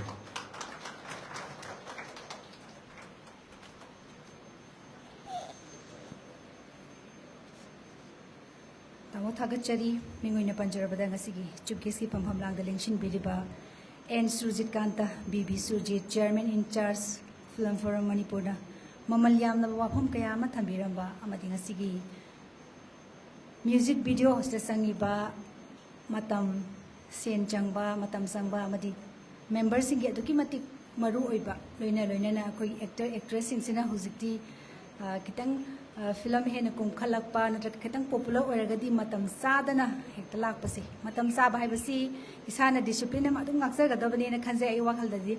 ai je thabak yamna sauba pikpa sigi wana taba any person mipum khudimak se lairaba ina khunba haiba nataba ai thabak tauba natraga taudaba haibasi pulap kaithokraga ai gi thabak si matam chana chana aina kaigumba thabak ama lauraga natraga kaigumba function amagi isana accept taugragadi isana matam chana satpa haibasi isagi discipline ma dum maintain tawbane ba aina phaba thabak to tawragadi mipum khudimak su adumak aphaba thabak se aiga tinariba mipum khudimak tu na dum respect tawrak pasdai ja dum isagi mentally adum pha kidoine aduna mipum khudimak na matam chana thabak thawram sing se adumak pangthok mina ba haiba wafam sigaloina na tamobo amukana thagat ba phongdok seri ngasigi thawram asigi mathang sathajarak paduna ngasigi President ki phampham lang da lengshin biribi imasi mingoina panjarabada Dr. R.K. Nayan Sanadevi former chairperson Manipur State Social Welfare Board amadi chair patron IPAC Film Production Manipurna ngasigi presidential speech bibinaba imasibu amukana kopsinjari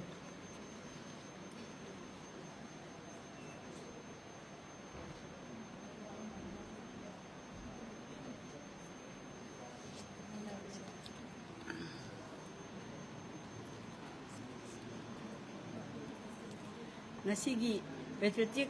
music video asigi release tauba loinana special screening of yahau thengba khoimu sida lembirakli ba punamapu ai hangna ihal han makta da ikok nona khurum jaba loinana kai kunna bu su chari loinana ngasigi chief ꯒꯦꯁꯀꯤ ꯐꯝꯐꯝ ꯂꯥꯡꯗ ꯂꯦꯡꯁꯤꯟꯕꯤꯔꯤꯕ ꯑꯩꯈꯣꯏꯒꯤ and Surjit ꯀꯥꯟꯇ ꯃꯌꯥꯝꯅ B Surjit ꯍꯥꯏꯅ ꯈꯪꯅꯕ ꯑꯩꯈꯣꯏꯒꯤ ꯍꯧꯖꯤꯛ chairman incharge film forum Manipur ꯄꯨꯕꯤꯔꯤꯕ ꯑꯗꯨꯒ ꯐꯣꯔꯃꯔ ꯗꯥꯏꯔꯦꯛꯇꯔ ꯄ꯭ꯔꯣꯗ꯭ꯌꯨꯁꯔ ꯀꯦꯃꯦꯔꯥꯃꯦꯟ ꯑꯣꯏꯕꯤꯕ ꯑꯩꯈꯣꯏꯒꯤ ꯃꯥꯏꯊꯣꯡ ꯌꯥꯝꯕ ꯏꯕꯨꯡꯉꯣ ꯁꯨꯔꯖꯤꯠ ꯕꯤ ꯁꯨꯔꯖꯤꯠꯄꯨ ꯏꯀꯥꯏ ꯈꯨꯝꯅꯕ ꯎꯠꯆꯔꯤ ꯂꯣꯏꯅꯅ ꯉꯁꯤꯒꯤ ꯒꯦꯁ ꯑꯣꯐ ꯑꯣꯅꯔꯒꯤ ꯐꯝꯐꯝ ꯂꯥꯡꯗ ꯂꯦꯡꯁꯤꯟꯕꯤꯔꯤꯕ ꯑꯩꯈꯣꯏꯒꯤ ꯏꯕꯨꯡꯉꯣ ꯅꯔꯦꯟꯗ꯭ꯔ ꯅꯤꯉꯣꯝꯕ ꯑꯩꯈꯣꯏꯒꯤ ꯍꯤꯔꯝ ꯈꯨꯗꯤꯡꯃꯛꯇ ꯂꯣꯏꯅ ꯈꯨꯃꯥꯡ ꯆꯥꯎꯁꯟꯕꯤꯈ꯭ꯔꯕ ꯁꯨꯃꯥꯡ ꯂꯤꯂꯥꯗ ꯍꯥꯏꯔꯕꯁꯨ ꯍꯧꯖꯤꯛ ꯐꯥꯎꯕ ꯃꯤꯌꯥꯝꯅ ꯀꯥꯎꯕ ꯉꯝꯗꯅ ꯂꯩꯔꯅꯤꯕ ꯑꯩꯒ ꯄ꯭ꯔꯥꯃꯦꯁꯣꯔꯒꯤ ꯍꯥꯏꯕꯒꯤ ꯀꯩꯁꯥꯝꯊꯣꯡ ꯊꯣꯏꯕꯤꯗ ꯃꯌꯥꯝꯅ ꯂꯣꯏꯅ ꯃꯅꯤꯄꯨꯔ ꯄꯨꯝꯕꯅ ꯁꯤꯡꯊꯥꯅꯔꯤꯕ ꯈꯪꯅꯕꯤꯔꯤꯕ ꯂꯣꯏꯅꯅ ꯐꯤꯂꯝꯒꯤ ꯂꯝꯗꯁꯨ ꯌꯥꯝꯅ ꯈꯨꯃꯥꯡ ꯆꯥꯎꯅ ꯆꯪꯁꯤꯟꯕꯤꯔꯤꯕ ꯃꯤ ꯄꯨꯝꯅꯃꯛꯅ ꯈꯪꯅꯔꯤꯕ ꯍꯧꯖꯤꯛꯅ ꯑꯥꯔꯠ ꯐꯣꯝꯁꯤꯗꯒꯤ ꯈꯔ ꯑꯃꯨꯛ ꯊꯩꯗꯣꯔꯒ ꯁꯣꯁꯤꯌꯦꯜ ꯋꯥꯔꯀꯔ ꯑꯣꯟꯊꯣꯛꯄꯤꯈ꯭ꯔꯕ ꯑꯗꯨꯒꯨꯝꯕ ꯏꯕꯨꯡꯉꯣ ꯅꯔꯦꯟꯗ꯭ꯔ ꯅꯤꯉꯣꯝꯕ ꯃꯅꯤꯄꯨꯔ ꯁ꯭ꯇꯦꯠ ꯀꯂꯥ ꯑꯦꯀꯥꯗꯃꯤ ꯑꯦꯋꯥꯔꯗꯤ ꯑꯩꯍꯥꯛꯅ ꯏꯀꯥꯏ ꯈꯨꯝꯅꯕ ꯎꯠꯆꯔꯤ ꯂꯣꯏꯅꯅ ꯉꯁꯤꯒꯤ ꯊꯧꯔꯝ ꯑꯁꯤꯗ ꯂꯦꯡꯕꯤꯔꯛꯂꯤꯕ ꯏꯃꯤꯅꯦꯟ ꯑꯩꯈꯣꯏꯒꯤ ꯔꯥꯏꯇꯔꯁ ꯀ꯭ꯔꯤꯇꯤꯛ ꯑꯗꯨꯒ ꯀ꯭ꯔꯤꯇꯤꯛ ꯐꯣꯔꯝꯒꯤ ꯔꯥꯏꯇꯔ ꯐꯣꯔꯝꯒꯤ ꯑꯗꯨꯒ ꯐꯤꯂꯝ ꯐꯣꯔꯝꯒꯤ ꯃꯦꯝꯕꯔꯁꯤꯡ ꯑꯗꯨꯒ ꯑꯩꯈꯣꯏꯒꯤ ꯏꯄꯥꯛ ꯐꯤꯂꯝ ꯄ꯭ꯔꯗꯛꯁꯟꯒꯤ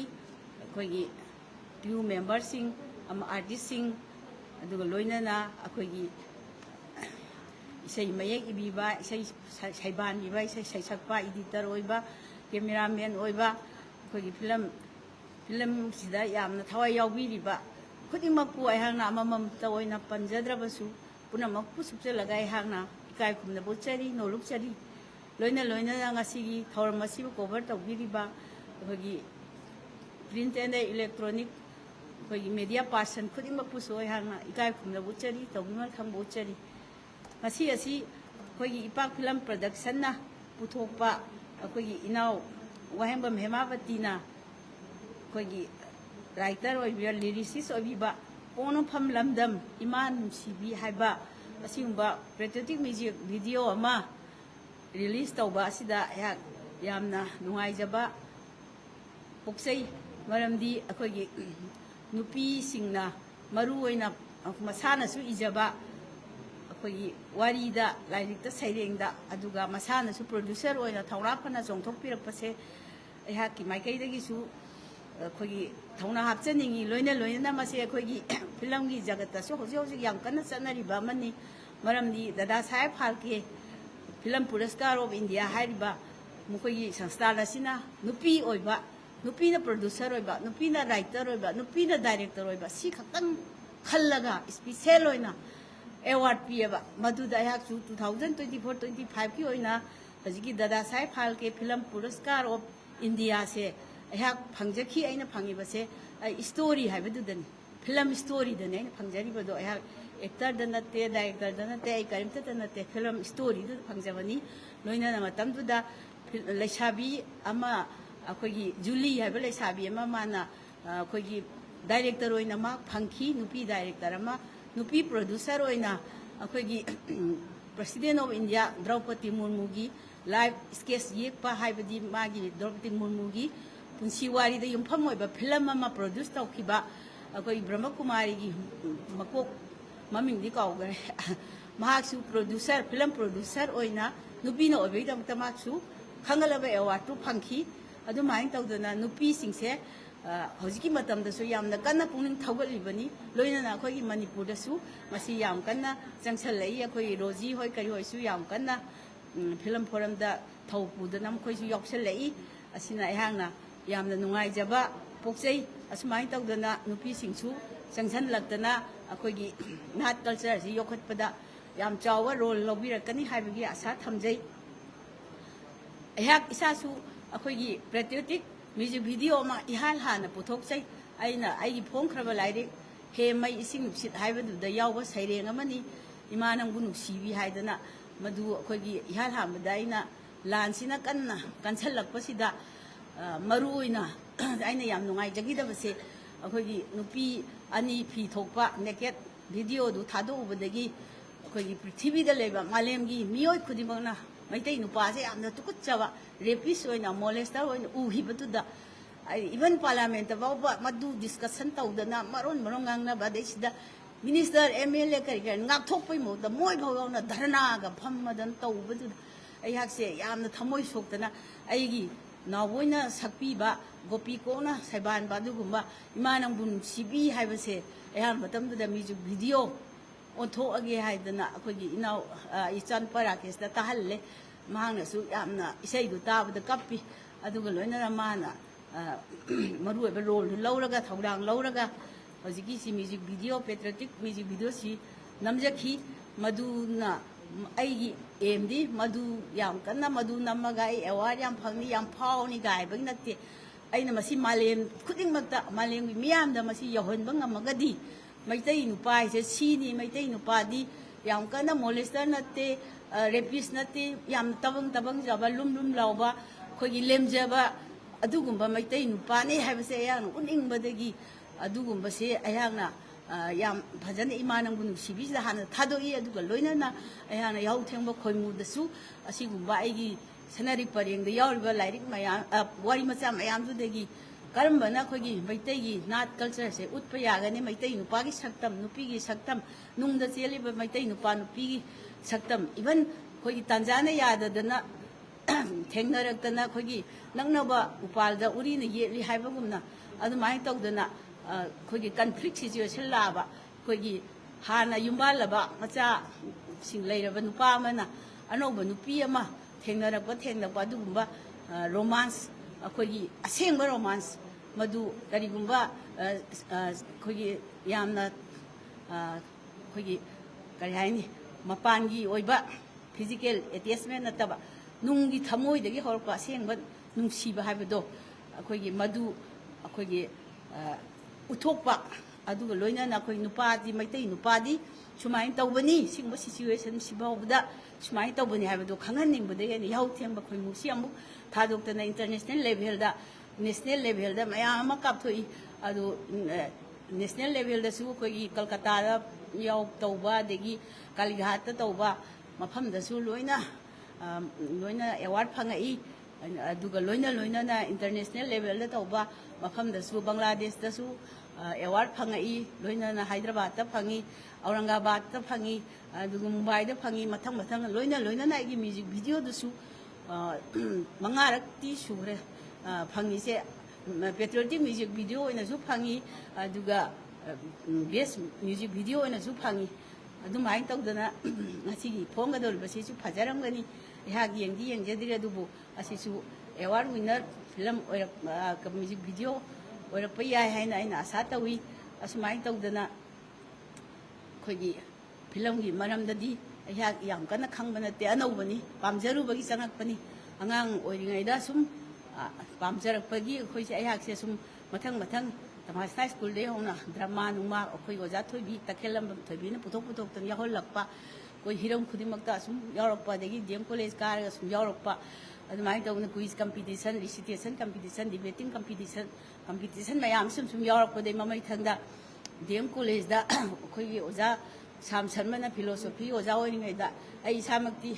आर्ट्स नते आई साइंस स्टूडेंट ने दुबु मतमदुगी प्रेशर सोशल मीडिया याक्सी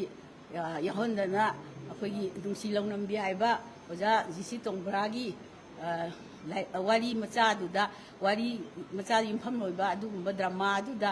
कोई ओजा साम शर्मना इहाल हानबा ओइना मा मतमदा फिल्म द चंगद्री ड्रामादी खरा खरा हगयले एरियन थिएटर द मा खरा खरा यावबा हवी अदुदा अखोइसु तौरसी हैदना डीएम कॉलेज ड्रामाटिक क्लब काइना लिंखलेरगा मतमदा कोई ओजा खरा कोई छात्र खरा तौरगा अदुदा अमुसो कंपटीशन थोसी हैदना मतमदुदा आरामबंगी तामो समरेंद्रना माना इनी हैदना दशा हैबा ड्रामा अमा इरे दशासिदा इहाक्सी सना तोंबी हैबा अमगी रोल लवी सना तोंबी अदा ड्रामा तमदोरे लाओ लाओ ओइना रिहर्सल तौनै चलुरगा सना तोंबी थोलई हैरगा आई सरुसी यावरमद्रे अदा अइना ए मतम मांगनबा आई प्रखा मयासिदा कैदोम कौबिरैनो आई स्वाइन तौदा आई यौरकांदा हाइबिरौ हाय तामो समरेंद्र हाय इस मथंगदा इरादोइने अदुमायन तौदना तौहिबा ड्रामा अदुना मतमदुगी यामना प्रोफेशनल ओइरबा अहल लमन मयाम अमा कांगजैगुंदा ꯊꯥ ꯑꯃ ꯆꯨꯝꯅ ꯑꯩꯈꯣꯏꯒꯤ ꯖꯤꯡꯒ ꯈꯥꯗꯅ ꯁꯨꯃꯥꯡ ꯂꯤꯂꯥ ꯀꯝꯄꯤꯇꯤꯁꯟ ꯑꯗꯒꯤ ꯗ꯭ꯔꯃꯥ ꯀꯝꯄꯤꯇꯤꯁꯟ ꯑꯣꯜ ꯃꯅꯤꯄꯨꯔ ꯁ꯭ꯇꯦꯠꯀꯤ ꯇꯧꯕ ꯃꯇꯝ ꯑꯁꯤꯗ ꯑꯩꯍꯥꯛꯁꯤ ꯁꯣꯁꯤꯌꯦꯜ ꯀꯦꯇꯦꯒꯣꯔꯤꯗ ꯑꯩꯈꯣꯏ ꯗꯁꯥꯁꯤꯗ ꯁꯣꯁꯤꯌꯦꯜ ꯀꯦꯇꯦꯒꯣꯔꯤꯗ ꯕꯦꯁ ꯑꯦꯛꯇ꯭ꯔꯦꯁ ꯐꯪꯉꯦ ꯑꯍꯜ ꯂꯃꯟ ꯃꯌꯥꯝ ꯑꯃꯒꯤ ꯃꯔꯛꯇꯨꯗ ꯑꯗꯨꯗꯒꯤ ꯑꯃꯨꯛ ꯑꯣꯚꯔꯑꯣꯜ ꯑꯣꯏꯅ ꯑꯩꯍꯥꯛꯀꯤ ꯃꯥꯔꯛꯇꯨꯅ ꯈ꯭ꯋꯥꯏ ꯍꯦꯟꯕꯒꯤ ꯑꯣꯚꯔꯑꯣꯜ ꯕꯦꯁ ꯑꯦꯛꯇ꯭ꯔꯦꯁ ꯑꯃꯨꯛ ꯐꯪꯉꯦ ꯃꯇꯝꯗꯨꯗ ꯕꯦꯁ ꯑꯦꯛꯇꯔꯗ ꯀꯥꯗꯤ ꯑꯩꯈꯣꯏꯒꯤ ꯕꯕꯥ ꯅꯦꯇ꯭ꯔꯖꯤꯠꯅꯒ ꯐꯪꯉꯤ ꯔꯨꯝꯍꯣꯜꯒꯤ ꯍꯨꯔꯥꯟꯕ ꯍꯥꯏꯕ ꯄ꯭ꯂꯦꯗꯨꯗ ꯃꯥꯅ ꯏꯕꯥꯅꯤ ꯑꯦꯋꯥꯔꯗ ꯂꯧꯃꯤꯟꯅꯕꯗ ꯌꯥꯝ ꯊꯤꯅ ꯆꯍꯤꯗꯨ ꯈꯦꯠꯅꯈ꯭ꯔꯦ ꯑꯩꯈꯣꯏꯅ ꯗꯤ ꯑꯦꯝ ꯀꯣꯂꯦꯖ ꯇꯝꯃꯤꯅꯤ ꯃꯥꯅ ꯌꯥꯝꯅ ꯑꯍꯟꯅꯤ ꯑꯗꯨꯒ ꯃꯇꯝꯗꯨꯗ ꯁꯨꯃꯥꯡ ꯂꯤꯂꯥꯗꯅ ꯑꯩꯅ ꯅꯤꯡꯁꯤꯡꯕꯗ ꯄꯥꯔꯨ ꯁꯥꯕꯤꯑꯅ ꯍꯧꯖꯤꯛ ꯑꯦꯛꯁꯤꯗꯦꯟꯗ ꯂꯩꯈꯤꯗ꯭ꯔꯕꯅꯤ ꯄꯥꯔꯨ ꯁꯥꯕꯤꯑꯅ ꯃꯃꯤꯡ ꯆꯠꯂꯝꯃꯤ ꯃꯥꯅꯒ ꯕꯦꯁ ꯑꯦꯛꯇ꯭ꯔꯦꯁꯅꯤ ꯀꯥꯏꯅ ꯊꯣꯛꯂꯛꯏ ꯑꯗꯨꯃꯥꯏꯅ ꯇꯧꯗꯅ ꯁꯨꯝ ꯇꯧꯔꯛꯄꯗꯒꯤ ꯑꯩꯈꯣꯏꯒꯤ ꯂꯥꯏꯔꯤꯛꯅ ꯅꯝꯍꯠꯇꯅ ꯂꯥꯏꯔꯤꯛꯁꯤ ꯊꯥꯗꯣꯛꯄ ꯌꯥꯗꯕꯅꯤꯅ ꯑꯩꯁꯦ ꯈꯔ ꯀꯝꯄꯤꯇꯤꯇꯤꯚ ꯑꯣꯏꯕꯅꯤꯅ ꯑꯁꯨꯝ ꯀꯥꯎꯊꯣꯛꯑꯒ ꯇꯧꯔꯁꯨ ꯃꯌꯥꯝꯁꯤꯅ ꯁꯨꯝ ꯍꯥꯏꯕꯗꯒꯤ ꯑꯩꯅꯁꯨ ꯑꯁ ꯃꯅꯤꯄꯨꯔꯒꯤ ꯍꯣꯜꯁꯤꯡꯁꯦ ꯑꯃꯃꯝꯗꯤ ꯑꯩꯍꯥꯛꯁꯤ ꯀꯨꯝꯃꯝꯒꯦꯀ ꯍꯥꯏꯕꯗꯒꯤ ꯑꯩꯈꯣꯏꯒꯤ ꯑꯣꯖꯥ ꯖꯤ.ꯁꯤ. ꯇꯣꯡꯕ꯭ꯔꯥꯅ ꯁꯣꯁꯥꯏꯇꯤ ꯊꯤꯌꯦꯇꯔꯗꯁꯨ ꯑꯩꯍꯥꯛꯁꯤ ꯀꯨꯝꯃꯝꯃꯤ ꯁꯣꯁꯥꯏꯇꯤ ꯊꯤꯌꯦꯇꯔꯗ ꯃꯉꯥꯜ ꯑꯗꯣ ꯑꯗꯨꯗꯒꯤ ꯁꯥꯂꯝꯃꯤ ꯁꯤꯡꯉꯦꯜ ꯀꯥꯏꯅ ꯑꯣꯖꯥꯅ ꯏꯕ ꯑꯣꯖꯥꯅ ꯗꯤꯔꯦꯛꯁꯟ ꯄꯤꯕ ꯑꯗꯒꯤ ꯑꯣꯖꯥ ꯀꯟꯍꯥꯏꯂꯥꯜꯅ ꯃꯥꯅ ꯗꯤꯜꯂꯤꯗꯒꯤ ꯇ꯭ꯔꯦꯅꯤꯡ ꯆꯠꯂꯨꯔ ꯍꯜꯂꯛꯑꯒ ꯀꯂꯥꯈꯦꯇ꯭ꯔ ꯂꯤꯡꯈꯠꯂꯒ ꯃꯥꯅ ꯑꯦꯛꯁꯄꯦꯔꯤꯃꯦꯟꯇꯦꯜ ꯄ꯭ꯂꯦ ꯑꯃ ꯇꯧꯁꯤꯅ ꯗꯦꯕꯖꯥꯅꯤ ꯍꯥꯏꯕ ꯄꯧꯔꯥꯅꯤꯛꯀꯤ ꯗ꯭ꯔꯃꯥꯗꯨꯗ ꯃꯍꯥꯛꯅ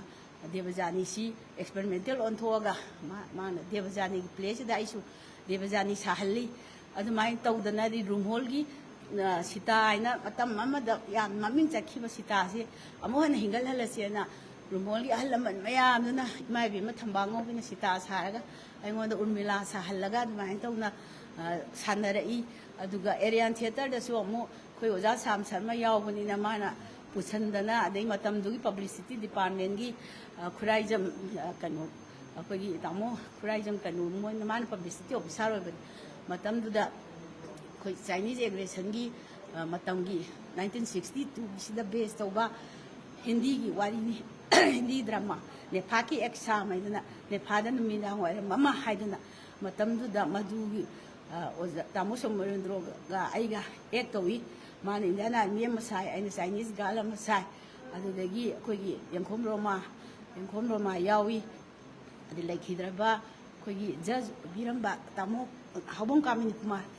ꯑꯗꯒꯤ ꯑꯣꯖꯥ ꯁꯥꯝ ꯑꯩꯈꯣꯏ ꯃꯌꯥꯝꯁꯦ ꯑꯗꯒꯤ ꯑꯔꯥꯝꯕꯝ ꯂꯣꯀꯦꯟꯗ꯭ꯔꯣ ꯃꯣꯏ ꯃꯌꯥꯝꯁꯤ ꯇꯧꯔꯒ ꯑꯩꯈꯣꯏꯁꯤꯅ ꯑꯦꯔꯤꯌꯥꯟ ꯍꯣꯜꯗ ꯁꯥꯟꯅꯩ ꯂꯣꯏꯅꯅ ꯑꯦꯔꯤꯌꯥꯟ ꯍꯣꯜꯗꯁꯨ ꯑꯃꯨꯛꯁꯨ ꯌꯥꯎꯕꯅ ꯑꯋꯥꯕ ꯂꯩꯀꯣꯜ ꯍꯥꯏꯅ ꯑꯃ ꯌꯥꯎꯔꯝꯃꯤ ꯑꯗꯒꯤ ꯑꯩꯗꯤ ꯑꯗꯨꯝ MSc ꯑꯦꯒ꯭ꯔꯤꯀꯜꯆꯔ ꯕꯣꯠꯅꯤ ꯇꯝꯕ ꯆꯠꯈ꯭ꯔꯕꯅꯤꯅ ꯑꯩꯁꯤ ꯌꯥꯎꯗ꯭ꯔꯦ ꯑꯗꯒꯤꯗꯤ ꯗ꯭ꯔꯃꯥ ꯌꯥꯎꯗ꯭ꯔꯦ ꯑꯗꯨꯁꯨ ꯌꯧꯔꯒ ꯑꯃꯨꯛ ꯑꯩꯈꯣꯏꯒꯤ ꯒꯝꯁꯥ ꯍꯥꯏꯅ ꯑꯃ ꯂꯩꯔꯝꯃꯤ ꯑꯦꯁꯣꯁꯤꯌꯦꯁꯟ ꯑꯃ ꯑꯩꯈꯣꯏ ꯇꯥꯃꯣ ꯂꯩꯁꯥꯡꯊꯦꯝ ꯆꯟꯗ꯭ꯔꯃꯅꯤ ꯗꯤꯄꯨꯇꯤ CM ꯑꯣꯏꯔꯝꯕꯁꯤꯅ ꯄ꯭ꯔꯁꯤꯗꯦꯟ ꯑꯣꯏꯕ ꯑꯃ ꯃꯥꯅ ꯃꯅꯤꯄꯨꯔꯤ ꯒꯨꯋꯥꯍꯥꯇꯤ ꯃꯅꯤꯄꯨꯔꯤ ꯏꯟꯁꯇꯤꯇ꯭ꯌꯨꯠ ꯑꯦꯁꯣꯁꯤꯌꯦꯁꯟ ꯒꯝꯁꯥꯁꯤꯅ ꯑꯃꯨꯛ ꯀꯇꯟ ꯀꯣꯂꯦꯖꯀꯤ ꯑꯣꯗꯤꯇꯣꯔꯤꯌꯝ ꯍꯣꯜꯁꯤꯗ ꯑꯃꯨꯛ ꯁꯥꯟꯅꯍꯟꯂꯦ ꯑꯗ ꯑꯩꯗꯤ ꯌꯥꯎꯖꯔꯔꯣꯏ ꯑꯩ ꯌꯥꯎꯔꯣꯏ ꯍꯥꯏꯕꯁꯤ ꯌꯥꯗꯗꯅ ꯃꯗꯨꯗ ꯑꯣꯖꯥ ꯒꯤꯠꯆꯟꯗ꯭ꯔꯅ ꯏꯕ ꯁꯤꯀꯥꯔꯤ ꯍꯥꯏꯕꯗꯨꯗ ꯑꯩꯍꯥꯛꯀꯤ ꯁꯛꯍꯦꯟꯕꯤ ꯍꯥꯏꯕ ꯄꯥꯔꯠ ꯑꯃ ꯑꯗꯨ ꯁꯥꯔꯒ ꯑꯗꯨꯃꯥꯏꯅ ꯇꯧꯗꯅ ꯌꯥꯎꯏ ꯑꯗꯨ ꯁꯛꯍꯦꯟꯕꯤꯗꯨꯅ ꯁꯥꯕꯗꯨꯅ ꯑꯔꯣꯏꯕꯗꯤ ꯑꯣꯏꯈ꯭ꯔꯦ ꯑꯩ ꯄꯨꯟꯁꯤꯗ ꯑꯩ ꯑꯃꯨꯛ ꯍꯟꯅ ꯗ꯭ꯔꯃꯥ ꯌꯥꯎꯈꯤꯗ꯭ꯔꯦ ꯑꯗꯨ ꯁꯤꯅꯦꯃꯥꯗꯤ ꯑꯩꯈꯣꯏ ꯈꯥꯏꯗꯦꯝꯒꯤ ꯑꯣꯖꯥ ꯄ꯭ꯔꯃꯣꯗꯤꯅꯤꯁꯦ ꯃꯥꯒ ꯑꯩꯒꯁꯦ ꯌꯥꯝꯅ ꯊꯕꯛꯇ ꯃꯔꯤ ꯂꯩꯅꯕ ꯃꯥꯅ ꯗꯥꯏꯔꯦꯛꯇꯔ ꯋꯨꯃꯦꯟ ꯑꯦꯟ ꯆꯤꯜꯗ꯭ꯔꯦꯟ ꯑꯣꯏꯕ ꯃꯥꯒꯤ ꯁ꯭ꯀꯤꯝ ꯑꯃ ꯑꯩꯅ ꯄꯥꯏꯕ ꯑꯦꯄ꯭ꯂꯥꯏꯠ ꯅ꯭ꯌꯨꯇ꯭ꯔꯤꯁꯟ ꯄ꯭ꯔꯣꯒ꯭ꯔꯥꯝ ꯍꯥꯏꯅ ANP ꯍꯥꯏꯅ ꯑꯗꯨꯅ ꯁꯨꯝ ꯃꯔꯤ ꯂꯩꯅꯕꯗꯨꯗ ꯑꯩꯒ ꯏꯕꯣꯜꯅ ꯅꯝꯃꯒ ꯇꯧꯔꯒ ꯊꯕꯥ ꯍꯥꯏꯅ ꯗꯣꯀꯨꯃꯦꯟꯇꯔꯤ ꯐꯤꯂꯝ ꯑꯃꯈꯛ ꯃꯣꯏꯅ ꯅꯝꯃꯦ ꯃꯅꯤꯄꯨꯔꯤ ꯐꯥꯔꯁ ꯀꯂꯔ ꯐꯤꯂꯝꯅꯤ ꯗꯣꯀꯨꯃꯦꯟꯇꯔꯤ ꯐꯤꯂꯝꯅꯤ ꯊꯕꯥ ꯍꯥꯏꯕꯁꯤꯗ ꯁꯣꯁꯤꯌꯦꯜ ꯋꯥꯔꯀꯔ ꯑꯣꯏꯕ ꯅꯨꯄꯤ ꯃꯆꯥ ꯑꯃꯒꯤ ꯀꯦꯔꯦꯛꯇꯔ ꯇꯧꯔꯒ ꯃꯥꯅ ꯇ꯭ꯔꯦꯅꯤꯡ ꯁꯦꯟꯇꯔ ꯑꯃ ꯂꯥꯛꯄꯗ ꯑꯩꯁꯦ ꯀꯔꯤꯝꯇ ꯈꯪꯍꯧꯗꯅꯒꯩ ꯑꯩꯒꯤꯗ ꯇ꯭ꯔꯦꯅꯤꯡ ꯂꯥꯛꯑꯒ ꯃꯥꯁꯦ ꯊꯕꯥꯁꯦ ꯑꯩꯕꯨ ꯇꯥꯛꯑꯣꯏꯅ ꯑꯩꯅ ꯈꯪꯍꯧꯗꯅ ꯑꯗꯨꯝ ꯇꯥꯛꯄꯤꯈꯤꯗꯅ ꯑꯗꯨꯃꯥꯏꯅ ꯊꯕꯥꯒꯤ ꯀꯂꯔ ꯐꯤꯂꯝꯁꯤꯗ ꯑꯩꯁꯦ ꯏꯟꯁꯇ꯭ꯔꯛꯇꯔ ꯑꯃ ꯑꯣꯏꯅ ꯌꯥꯎꯏ ꯑꯗꯨꯒ ꯑꯩ ꯑꯇꯣꯞꯄ ꯁꯤꯅꯦꯃꯥ ꯌꯥꯎꯗꯦ ꯈꯣꯠꯇꯦ ꯑꯩ ꯀꯔꯤꯒꯨꯝꯇ ꯃꯔꯤ ꯀꯔꯤꯝꯇ ꯂꯩꯅꯗꯅ ꯑꯩꯅ ꯑꯩꯒꯤ ꯑꯦꯒ꯭ꯔꯤꯀꯜꯆꯔ ꯗꯤꯄꯥꯔꯠꯃꯦꯟꯗ ꯊꯋꯥꯏ ꯌꯥꯎꯅ ꯍꯣꯠꯅꯗ ꯃꯔꯝꯗꯤ ꯅꯨꯄꯥ ꯉꯥꯛꯇꯅ ꯑꯣꯐꯤꯁꯥꯔ ꯑꯣꯏꯕ ꯑꯗꯨꯒꯨꯝꯕ ꯃꯐꯝꯗꯨꯗ ꯑꯩꯈꯣꯏ ꯅꯨꯄꯤ ꯏꯃꯥꯟꯅꯕ ꯑꯃꯒ ꯑꯅꯤ ꯈꯪꯅ ꯑꯣꯐꯤꯁꯥꯔ ꯑꯣꯏꯅ ꯌꯥꯎꯔꯛꯄꯗ ꯌꯥꯝꯅ ꯀꯝꯄꯤꯇꯤꯇꯤꯚ ꯑꯣꯏꯕ ꯌꯥꯝꯅ ꯆꯦꯂꯦꯟꯖꯤꯡ ꯑꯣꯏꯕ ꯃꯌꯥꯝꯅꯁꯨ ꯅꯨꯄꯤꯁꯤꯡꯁꯤꯕꯨ ꯍꯩꯕ꯭ꯔꯅꯦ ꯌꯥꯝ ꯌꯦꯡꯅꯤꯡꯕ ꯈꯪꯅꯤꯡꯕ ꯑꯗ ꯑꯩꯈꯣꯏꯗ ꯁꯨꯝ ꯑꯁꯨꯃꯥꯏꯅ ꯇꯧꯔꯒ ꯅꯨꯃꯤꯠ ꯈꯨꯗꯤꯡꯒꯤ ꯄꯔꯤꯈꯥꯒꯤ ꯇꯥꯏꯞꯇ ꯂꯩꯕꯗꯨꯗ ꯑꯩꯈꯣꯏꯁꯤ ꯌꯥꯝꯅ ꯊꯋꯥꯏ ꯌꯥꯎꯅ ꯌꯥꯎꯗꯕ ꯌꯥꯗꯦ ꯅꯨꯄꯥꯅ ꯍꯦꯟꯕ ꯌꯥꯕ ꯅꯠꯇꯦ ꯍꯥꯏꯅ ꯇꯧꯕ ꯈꯔ ꯑꯃꯅꯁꯨ ꯀꯔꯦꯝ ꯀꯊꯥꯏꯅꯔꯛꯏ ꯑꯩꯈꯣꯏꯗ ꯅꯨꯄꯤꯅ ꯂꯥꯡꯒꯣꯜ ꯄꯥꯏꯔꯗꯤ ꯀꯨꯡ ꯀꯥꯡꯉꯦ ꯀꯥꯏꯅꯒ ꯍꯥꯏꯔꯛꯄꯁꯨ ꯌꯥꯎꯏ ꯏꯚꯟ ꯑꯣꯐꯤꯁꯥꯔ ꯑꯩꯈꯣꯏ ꯁꯨꯄꯦꯔꯤꯌꯔ ꯑꯣꯐꯤꯁꯥꯔꯁꯤꯡꯅꯒ ꯑꯩꯈꯣꯏꯗ ꯌꯥꯝ ꯂꯛꯅꯩ ꯑꯁ ꯑꯩꯈꯣꯏꯁꯨ ꯀꯦꯔꯂꯥ ꯑꯣꯟꯗꯣꯔꯤ ꯑꯩꯈꯣꯏꯁꯨ ꯀꯦꯔꯂꯥ ꯑꯣꯟꯗꯣꯔꯤ ꯀꯥꯏꯅ ꯑꯩꯈꯣꯏ ꯁꯛꯁꯦ ꯎꯕꯒ ꯍꯦꯛꯇ ꯀꯔꯦꯝꯅꯩ ꯑꯗꯨ ꯄꯨꯝꯅꯃꯛꯇꯣ ꯅꯝꯁꯤꯜꯂꯒ ꯑꯩꯈꯣꯏꯁꯨ ꯉꯝꯃꯤ ꯍꯥꯏꯕꯁꯦ ꯅꯨꯄꯤꯁꯨ ꯂꯣꯏꯅ ꯉꯝꯕꯅꯤ ꯍꯥꯏꯕꯁꯦ ꯎꯠꯀꯦꯅ ꯑꯩꯈꯣꯏꯅ ꯇꯧꯔꯒ ꯏꯚꯟ DDO ꯗ꯭ꯔꯣꯌꯤꯡ ꯗꯤꯁꯄꯔꯁꯤꯡ ꯑꯣꯐꯤꯁꯥꯔ ꯑꯣꯏ ꯍꯦꯗ ꯑꯣꯐ ꯗ ꯑꯣꯐꯤꯁ ꯑꯣꯏ ꯑꯗꯨꯃꯥꯏꯅ ꯇꯧꯔꯒ ꯗꯥꯏꯔꯦꯛꯇꯔ ꯑꯦꯒ꯭ꯔꯤꯀꯜꯆꯔ ꯔꯦꯒꯨꯂꯔꯗ ꯄꯥꯏꯔꯦꯔꯒ ꯆꯍꯤ ꯀꯌꯥ ꯂꯩꯔꯝꯕ ꯃꯇꯨꯡꯗ ꯑꯩꯍꯥꯛꯅ ꯇꯧꯖꯈꯤꯕ ꯊꯕꯛꯇꯨꯗ ꯑꯩꯈꯣꯏꯒꯤ ꯄꯦꯟꯕꯤꯕ ꯌꯥꯎꯗꯅ ꯃꯇꯝꯗꯨꯒꯤ ꯁꯔꯀꯥꯔꯅ ꯑꯩꯈꯣꯏ ꯁꯥꯔꯤꯕꯣꯕꯤ ꯍꯣꯏꯅ ꯑꯩꯍꯥꯛꯁꯦ ꯑꯃꯨꯛ ꯍꯟꯅ ꯔꯤꯇꯤꯌꯥꯔ ꯇꯧꯔꯕ ꯃꯇꯨꯡꯗ 2009ꯗ ꯔꯤꯇꯤꯌꯥꯔ ꯇꯧꯔꯒ 2010ꯗ ꯑꯃꯨꯛ ꯀꯧꯈꯠꯂꯒ 2010ꯗꯒꯤ 10, 11, 12, 13 ꯐꯥꯎꯕꯁꯦ ꯑꯩꯁꯦ ꯆꯤꯌꯥꯔꯄꯥꯔꯁꯟ ꯃꯅꯤꯄꯨꯔ ꯁ꯭ꯇꯦꯠ ꯁꯣꯁꯤꯌꯦꯜ ꯋꯦꯜꯐꯤꯌꯔ ꯕꯣꯔꯗ ꯑꯣꯏꯅ ꯄꯨꯔꯝꯃꯤ ꯑꯗꯨꯒ ꯍꯧꯖꯤꯛꯇꯤ ꯄꯦꯟꯁꯟ ꯐꯪꯉꯕ ꯃꯇꯝꯁꯤꯗꯗꯤ ꯑꯩꯍꯥꯛꯅ ꯑꯩꯒꯤ ꯊꯥꯏꯅ ꯄꯥꯝꯖꯈꯤꯕ ꯑꯩꯅ ꯑꯉꯥꯡ ꯑꯣꯏꯔꯤꯉꯩꯗ ꯁꯩꯔꯦꯡ ꯏꯕ ꯋꯥꯔꯤ ꯃꯆꯥ ꯏꯕ ꯑꯗꯨꯒ ꯁꯨꯝ ꯏꯕ ꯂꯣꯏꯅꯅ ꯑꯩꯅ ꯃ꯭ꯌꯨꯖꯤꯛ ꯚꯤꯗꯤꯑꯣ ꯈꯔ ꯄꯨꯊꯣꯛꯆꯕ ꯑꯗꯨꯒ ꯂꯣꯏꯅꯅ ꯑꯩꯈꯣꯏ ꯌꯥꯍꯧ ꯊꯦꯡꯕ ꯈꯣꯏꯃꯨ ꯐꯤꯆꯔ ꯐꯤꯂꯝ ꯑꯃ ꯄꯨꯊꯣꯛꯈ꯭ꯔꯦ ꯑꯗꯩ ꯃꯇꯝꯁꯤꯅ ꯂꯥꯟꯒꯤ ꯃꯇꯝ ꯑꯣꯏꯕꯅꯤꯅ ꯂꯥꯟꯒꯤ ꯃꯇꯝ ꯑꯁꯤꯗ ꯑꯩꯈꯣꯏꯒꯤ ꯁꯔꯀꯥꯔꯁꯦ ꯑꯩꯈꯣꯏꯒꯤ ꯁꯔꯀꯥꯔꯁꯤ ICUꯗ ꯂꯩꯕꯗꯧꯅ ꯁꯨꯝ ꯂꯩꯕꯁꯤꯗ ꯌꯥꯝꯅ ꯅꯨꯡꯉꯥꯏꯖꯗꯕ ꯑꯗꯨ ꯀꯔꯝꯕ ꯄꯥꯔꯇꯤ ꯑꯃ ꯁꯦꯝꯃꯒ ꯁꯦꯟꯇꯔ ꯑꯁꯤꯒꯤꯗ ꯑꯩꯈꯣꯏꯒꯤ ꯑꯣꯄꯣꯖ ꯇꯧꯕ ꯉꯝꯕ ꯁꯦꯟꯇꯔꯒ ꯃꯥꯌꯣꯛꯅꯕ ꯉꯝꯒꯗꯕ ꯄꯥꯔꯇꯤꯁꯤ ꯀꯔꯤꯅ ꯑꯣꯏꯒꯗꯒꯦ ꯔꯤꯖꯅꯦꯜ ꯄꯥꯔꯇꯤꯅ ꯑꯣꯏꯕ ꯌꯥꯏ ꯍꯥꯏꯗꯅ ꯑꯩꯈꯣꯏꯒꯤ ꯄꯥꯔꯇꯤ ꯈꯔꯅ PDF ꯑꯗꯩ ꯃꯣꯏꯅ ꯄꯨꯊꯣꯛꯄꯤꯔꯛꯄꯗꯒꯤ ꯑꯩꯈꯣꯏꯁꯦ ꯀꯝꯄꯤꯇꯤꯁꯟ ꯌꯥꯎꯕꯗꯨꯗ ꯑꯩꯅ ꯀꯝꯄꯤꯇꯤꯁꯟ ꯑꯩꯈꯣꯏ ꯔꯥꯀꯦꯁꯅ ꯗꯤꯔꯦꯛꯁꯟ ꯄꯤꯔꯒ 2 ꯌꯥꯎꯏ ꯑꯩꯈꯣꯏꯒꯤ ꯉꯛ ꯌꯧꯅ ꯐꯨꯝꯈ꯭ꯔꯦ ꯍꯥꯏꯕ ꯑꯃ ꯑꯗꯨꯒ ꯑꯃꯅ ꯑꯩꯈꯣꯏꯒꯤ ꯊꯧꯅꯥꯒꯤ ꯅꯣꯡꯖꯨ ꯍꯥꯏꯕ ꯑꯃ ꯉꯛ ꯌꯧꯅ ꯐꯨꯝꯈ꯭ꯔꯦ ꯑꯗꯨ ꯀꯩꯝꯇ ꯑꯦꯋꯥꯔꯗ ꯐꯪꯗ꯭ꯔꯦ ꯑꯗꯨꯒ ꯊꯧꯅꯥꯒꯤ ꯅꯣꯡꯖꯨꯗꯨ ꯐꯥꯔꯁ ꯇꯥꯗꯅ 1 ꯂꯥꯈ ꯐꯪꯉꯤ ꯑꯗꯨꯒ ꯍꯟꯗꯛ ꯑꯃꯨꯛ ꯅꯣꯝ ꯁꯒꯥꯏ ꯇꯣꯡꯉꯣꯏꯗꯅ ꯑꯃꯃꯨꯛ ꯄꯨꯊꯣꯛꯏ ꯃꯐꯝꯁꯤꯗ ꯃꯐꯝ ꯍꯣꯜꯁꯤꯃꯛꯇꯗ ꯁ꯭ꯀ꯭ꯔꯤꯅꯤꯡ ꯇꯧꯔꯒ ꯑꯦꯋꯥꯔꯗ ꯁꯦꯔꯦꯃꯣꯅꯤꯗꯨ ꯄꯥꯡꯊꯣꯛꯈꯤꯕꯅꯤ ꯑꯗꯨꯒꯨꯝꯕ ꯅꯣꯝ ꯁꯒꯥꯏ ꯇꯣꯡꯗꯅ ꯑꯩꯁꯦ 4th ꯄꯣꯖꯤꯁꯟꯗ ꯂꯥꯛꯑꯦ 10,000 ꯈꯛ ꯐꯪꯉꯤ ꯑꯦꯋꯥꯔꯗ ꯑꯣꯏꯅ ꯑꯗꯨ ꯄꯩꯁꯥꯒꯤ ꯅꯠꯇꯦ ꯁꯨꯝ ꯍꯣꯠꯅꯖꯕꯩ ꯋꯥꯅꯤ ꯑꯗꯨꯒ ꯂꯣꯏꯅꯅ ꯑꯩꯈꯣꯏ ꯌꯥꯏ ꯁ꯭ꯀꯨꯜ ꯑꯣꯐ ꯑꯥꯔꯇꯤꯁ ꯍꯥꯏꯗꯅ ꯑꯩꯈꯣꯏꯒꯤ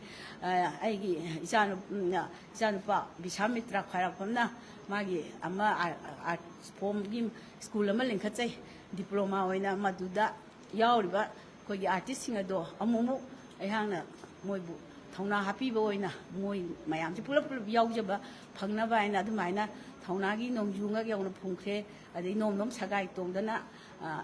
ꯕꯦꯁ ꯑꯃꯅ ꯑꯃꯨꯛ ꯑꯗꯨꯃꯥꯏꯅ ꯃꯣꯏꯒꯤ ꯕꯦꯁ 2ꯔꯛ ꯁꯨꯔꯦ ꯃꯥꯒꯤ 2nd ꯕꯦꯁꯅꯤ ꯑꯗꯨꯗ ꯑꯩꯍꯥꯛꯅ ꯁꯨꯃꯥꯏꯅ ꯃꯣꯏꯕꯨ ꯄ꯭ꯔꯣꯃꯣꯠ ꯇꯧꯕꯤꯕꯅꯤ ꯑꯗꯨꯒ ꯑꯥꯔꯇꯤꯁꯁꯤꯡꯁꯤ ꯌꯣꯛꯈꯠꯇꯕ ꯌꯥꯗꯦ ꯑꯩꯈꯣꯏꯗꯤ ꯑꯗꯨꯝ ꯆꯠꯈ꯭ꯔꯅꯤ ꯂꯩꯔꯤꯕ ꯄꯨꯝꯅꯃꯛꯁꯤꯁꯨ ꯑꯈꯪ ꯑꯍꯩ ꯂꯦꯡꯕꯤꯔꯛꯏ ꯄꯨꯝꯅꯃꯛꯁꯨ ꯂꯣꯏꯅ ꯃꯥꯡꯈ꯭ꯔꯅꯤ ꯁꯤꯈ꯭ꯔꯅꯤ ꯑꯗꯨꯕꯨ ꯇꯨꯡꯗ ꯂꯩꯍꯧꯒꯗꯧꯔꯤꯕ ꯑꯉꯥꯡꯁꯤꯡꯁꯤ ꯇꯝꯕꯤꯔꯝꯗꯕ ꯌꯥꯗꯦ ꯃꯣꯏꯕꯨ ꯈꯪꯍꯟꯗꯕ ꯌꯥꯗꯦ ꯍꯩꯍꯟꯗꯕ ꯌꯥꯗꯦ ꯃꯈꯣꯏꯕꯨ ꯅꯝꯗꯅ ꯃꯔꯩꯄꯥꯛꯁꯨ ꯅꯤꯡꯍꯟꯗꯕ ꯌꯥꯗꯦ ꯑꯩꯈꯣꯏꯒꯤ ꯆꯥꯔꯣꯟ ꯁꯨꯔꯣꯟ ꯑꯁꯤ ꯁꯦꯝꯒꯠꯂꯝꯒꯗꯕꯅꯤ ꯍꯥꯏꯕꯒꯤ ꯑꯁꯥꯗꯅꯤ ꯑꯩꯈꯣꯏꯅ ꯃꯥꯡꯕ ꯇꯣꯡꯕ ꯊꯤꯗꯅ ꯑꯁꯨꯝ ꯐꯤꯂꯝ ꯃꯆꯥ ꯄꯨꯊꯣꯛꯆꯕ ꯑꯗꯨꯒ ꯂꯩꯕꯥꯛꯀꯤꯗꯃꯛꯇ ꯍꯣꯠꯅꯖꯕ ꯑꯌꯥꯝꯕꯅ ꯑꯩꯍꯥꯛꯀꯤ ꯐꯤꯂꯝꯁꯦ ꯌꯥꯍꯧ ꯊꯦꯡꯕ ꯈꯣꯏꯃꯨꯁꯦ ꯌꯥꯝꯅ ꯑꯦꯋꯥꯔꯗ ꯐꯪꯕ ꯑꯣꯏꯔꯕꯁꯨ ꯑꯩꯍꯥꯛꯅ ꯃꯁꯤ ꯇꯤꯀꯦꯠ ꯌꯣꯟꯖꯗꯦ ꯑꯌꯥꯝꯕ ꯃꯇꯝꯗ ꯐꯥꯔꯁꯇ ꯔꯤꯂꯤꯁ ꯇꯧꯔꯕ ꯃꯇꯨꯡꯗ IDPꯁꯤꯡ ꯀꯛꯆꯤꯡꯗ ꯂꯩꯕ IDP ꯃꯌꯥꯝ ꯃꯊꯪ ꯂꯝꯒꯤ ꯗꯤꯁꯇ꯭ꯔꯤꯛꯁꯤꯡꯗ ꯂꯩꯕ IDPꯁꯤꯡ ꯃꯊꯪ ꯌꯦꯡꯍꯜꯂꯤ ꯑꯗꯨ ꯌꯥꯏ ꯁ꯭ꯀꯨꯜ ꯑꯩꯈꯣꯏꯒꯤ ꯋꯥꯡꯈꯩ ꯒꯥꯔꯜꯁꯀꯤꯅ ꯑꯩꯈꯣꯏꯒꯤ MFDCꯗ ꯑꯗꯨꯝ ꯌꯦꯡꯍꯜꯂꯤ ꯑꯗꯒꯤ ꯈꯨꯟ ꯉꯥꯛꯄ ꯄꯥꯈꯪꯁꯤꯡꯗ ꯌꯦꯡꯍꯜꯂꯤ ꯑꯁꯨꯃꯥꯏꯅ ꯇꯧꯗꯅ ꯀꯅꯥꯒꯨꯝꯕ ꯀ꯭ꯂꯕꯁꯤꯡꯅ ꯑꯣꯔꯒꯅꯥꯏꯖꯔꯁꯤꯡꯅ ꯉꯝꯒꯅꯤ ꯑꯩꯈꯣꯏꯒꯤ ꯗꯥꯏꯇ ꯂꯧꯕꯤꯅꯤ ꯍꯥꯏꯔꯒꯗꯤ ꯑꯩꯈꯣꯏꯅ ꯑꯗꯨꯝ ꯚꯣꯂꯨꯟꯇꯔꯤꯂꯤ ꯃꯁꯤ ꯌꯦꯡꯍꯟꯖꯕꯒꯤ ꯊꯕꯛ ꯆꯠꯊꯖꯩ ꯑꯗꯨꯅ ꯃꯌꯥꯝ ꯄꯨꯝꯅꯃꯛꯅꯁꯨ ꯈꯪꯖꯤꯟꯕꯤꯌꯨ ꯀꯔꯤꯒꯨꯝꯕ ꯗꯔꯀꯥꯔ ꯂꯩꯕꯗꯁꯨ ꯑꯗꯨꯝ ꯅꯤꯡꯁꯤꯡꯕꯤꯔꯛꯎ ꯑꯩꯈꯣꯏ ꯑꯗꯨꯝ ꯃꯇꯦꯡ ꯄꯥꯡꯖꯒꯅꯤ ꯑꯩꯈꯣꯏꯅ ꯃꯁꯤꯒꯤ ꯐꯤꯂꯝꯁꯦ ꯂꯥꯟ ꯃꯅꯨꯡꯗ ꯅꯝꯃꯨꯔꯕꯅꯤꯅ ꯑꯩꯈꯣꯏꯅ ꯑꯃꯨꯛ ꯍꯟꯅ ꯃꯁꯤꯗ ꯄꯩꯁꯥ ꯂꯧꯕꯒꯤ ꯊꯕꯛ ꯑꯩꯈꯣꯏ ꯇꯧꯗ꯭ꯔꯦ ꯑꯗꯨ ꯃꯌꯥꯝꯗ ꯂꯩꯕꯥꯛꯇ ꯀꯠꯊꯣꯛꯆꯈꯤꯕꯅꯤ ꯑꯗꯨꯒ ꯉꯁꯤ ꯍꯦꯃꯥꯕꯇꯤꯅ ꯄꯨꯊꯣꯛꯏꯕꯁꯤꯁꯨ ꯑꯩꯈꯣꯏ ꯏꯄꯥꯛ ꯐꯤꯂꯝ ꯄ꯭ꯔꯗꯛꯁꯟꯒꯤꯗꯤ ꯑꯅꯧꯕ ꯑꯃ ꯍꯥꯞꯆꯤꯜꯂꯛꯄꯅꯤ ꯑꯩꯈꯣꯏꯒꯤ ꯍꯥꯟꯅꯒꯤ ꯃꯊꯛꯇ ꯑꯗꯨꯅ ꯉꯁꯤꯗꯒꯤ ꯍꯧꯅ ꯑꯩꯈꯣꯏꯅ ꯐꯣꯡꯒꯗꯧꯔꯤꯕ ꯑꯁꯤ ꯃꯥꯏ ꯄꯥꯛꯄ ꯑꯣꯏꯁꯅꯨ ꯂꯣꯏꯅꯅ ꯏꯄꯥꯛ ꯐꯤꯂꯝ ꯄ꯭ꯔꯗꯛꯁꯟꯁꯨ ꯃꯇꯝ ꯁꯥꯡꯅ ꯐꯤꯂꯝ ꯀꯌꯥ ꯄꯨꯊꯣꯛꯇꯅ ꯂꯩꯕꯥꯛꯀꯤ ꯁꯦꯕꯥ ꯇꯧꯕ ꯃꯅꯤꯄꯨꯔꯕꯨ ꯑꯩꯈꯣꯏꯒꯤ ꯃꯥꯡꯂꯣꯝꯗ ꯆꯈꯠꯄꯗ ꯑꯩꯈꯣꯏ ꯊꯧꯗꯥꯡ ꯑꯆꯧꯕ ꯂꯧꯕ ꯉꯝꯕ ꯑꯣꯏꯁꯅꯨ ꯍꯥꯏꯕꯁꯤ ꯑꯩꯍꯥꯛꯅ ꯃꯌꯥꯝ ꯃꯐꯝꯗ ꯊꯝꯖꯔꯤ ꯄꯨꯝꯅꯃꯛꯄꯨ ꯑꯃꯨꯛꯀ ꯍꯟꯅ ꯏꯀꯥꯏ ꯈꯨꯝꯅꯕ ꯎꯠꯆꯔꯤ ꯅꯣꯂꯨꯛꯆꯔꯤ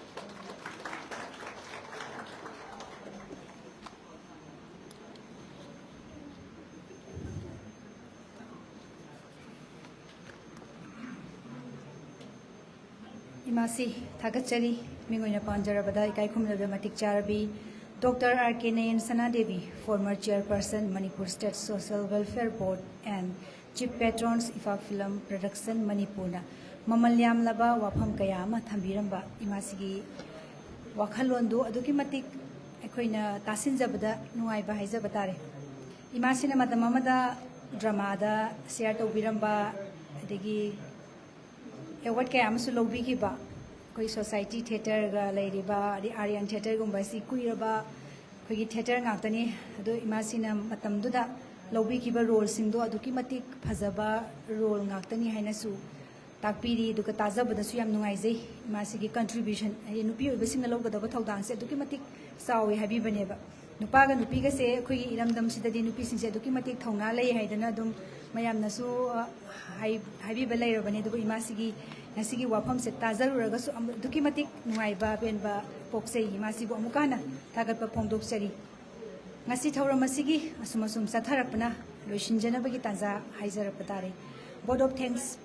Pina Bagi Matamsi Yosilakle, Nasigi Board of Thanks Bibina Bagidamak Mingoina Panjarabadoza, W. Sanatom B. Member Ifak Film Production Bu, Board of Thanks Speaks Bibina Ba, Stays Nolona Kausinzari.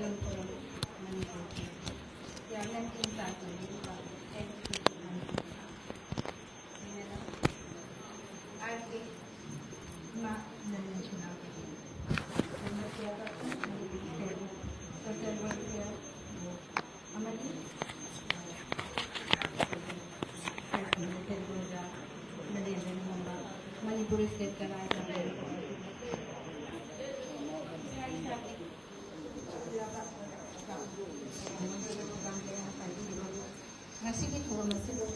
Soiswitana, Yabaling Pinakiba, Okuma, Kai Kuneta Diba, the Home Pusu, Kai Kunaba, Jelly. Aduba, Nasigi Turamasida,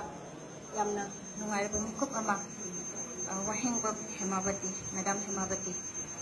Madame Hemabatina, Ilebaki the Mutta, Yamna Shiraba, Shayamaka Putopirapuna, Masibo Hawaii Hapatiduna. Music video ma oina singbi rakuna miyamda khudol tawbirakiba Madam Hemabati bu Ifak Film Production ki ma ke hani ai sigi masigi soy na yaw ban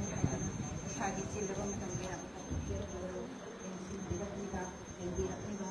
daguru ni panjara ro tumna makosu Ifak Film Production ki ma ke harau kayanga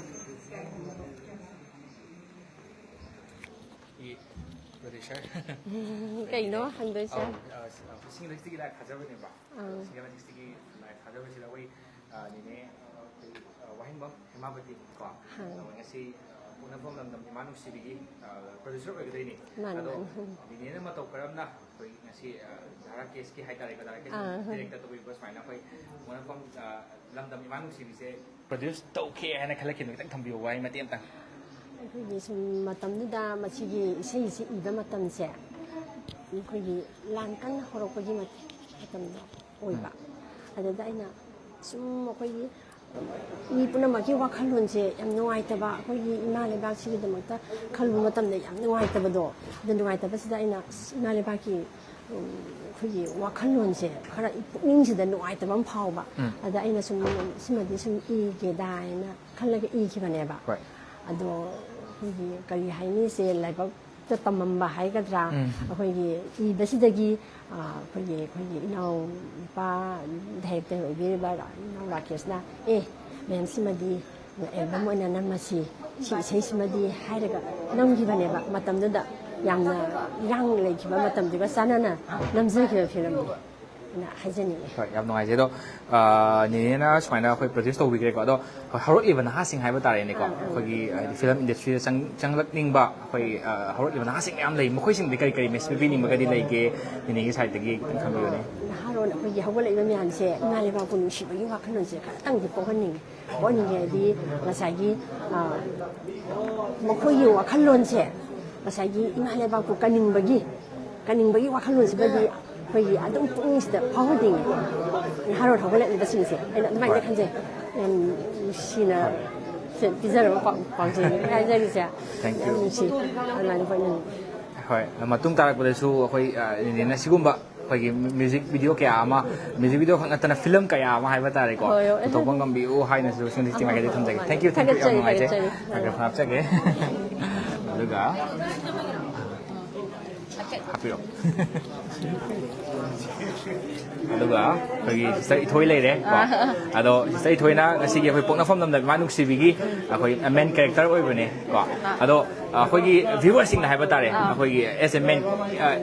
character amo ina kari kari hom sing thambiningi isai siga mai lena na thambiyo ne mayam da isai se kano ojara case na rem ko direction piba pokna phom lamdam iman shibi kano gi wahengbam hemabati mama hemabati gi mek da kano tawsaba ibi ba mayek ne Manipuri patriotic music video ki releasing function is the mayam punba phangba mayam support to bi balak ba ming ta bi balak ko siam nuai ba phawe ado mayam na su isai se ngasi upload to jara gani the mayam na support share like to ba kau bi gano isai se ko thoi chang yaw na di hona jagi bane ado ko gi teamwork to mina gi ba makeup ta ko gi chera gi ni costume da da bi mol taurem aduga kaino camera person na kaino kaino susil aduga maru oina music video album asigi hena support to bigi ba kaino khogi oza kam smu hindro na su yang thawai hakchang yang no hona biraga mana su hena mapung phahan bigi bani aduga khogi kaino kara case ki loina bini ne na su yamna chaba thakpa mak to oiro costume dress magto oiro adagi makeup magto oiro awat apa mem yeng sin biraga ko mana hena mapung phan gi ba hai tare aduga khoi se shooting spot ma phom se loktak pata ma tawe aduga kaino da ma kaino da hyang nang le mi da aduga ma tawe da ma phom no lai ram mi ba tinau sen su loktak pat ki khoi gi mana bi che ne ha kaino ne ha na to ne ha kaino ne ma se kaino da su ne ha kaino martial art su kaino to ba hai tare thang ta se am hai ma se aduga kaino ade ma se art ki da su yamna kaino to moi mayum do ko loktak pat da moi na sai sing loi shin bi ram ko yamna khage moi na yamna support to bi raga yamna numitu gi shooting gi hen moi ma pung phahan bi gi ba hai ta khoi awara pa ba meng sin bi raga ita ama thengnare am si bi ta ne ado haipet hayu na singa mai 360 da khoi gi kaino si matang si da yamna khoi gi dai thoi ji yamna hai di yam chang ne hai gi loina ba la ko da ra ke so yam thai hai di akhoi la ba ma kan hai di akhoi na tang to bi do moi na ado ti film so hundo am ba do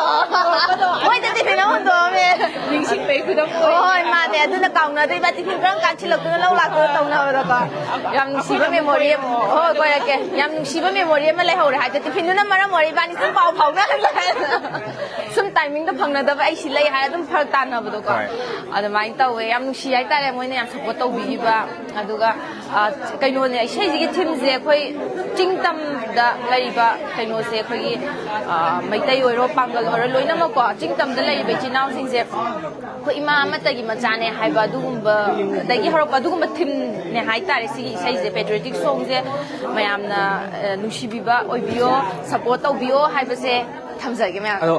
music video gi oina di ahan bani haina tai ko ka tawsa do kai kai sum challenges sum thena gi ges maina ahan ba kino to base act to base da thena base kaino ne se kaino gi oi du ne tangkhul gi oi du ro maring gi oi du ro ngai ko kaino di khoi tangkhul maring gi rai di set ba da tangkhul gi ma sele moi gi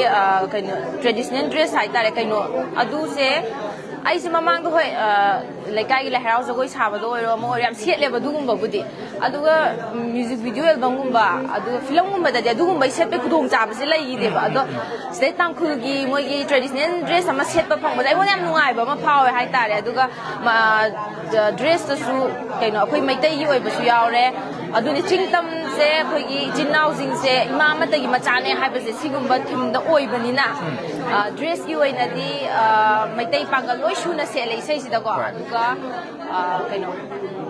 hoi challenging hai se hoi oza me amyauri ka oza kams mu intro dai kara case ko aduga mama ai ba kaino mama hemabati na chingba ko moi myam na kai hai ni hena support to bi ba aduga moina khangda boy aduga costume da tabi mall ko moina su esigi kaino kai hai tare dress su set pa matam da tangkhul amagi kaino se hoi character duma pudraga su isai duna thimduna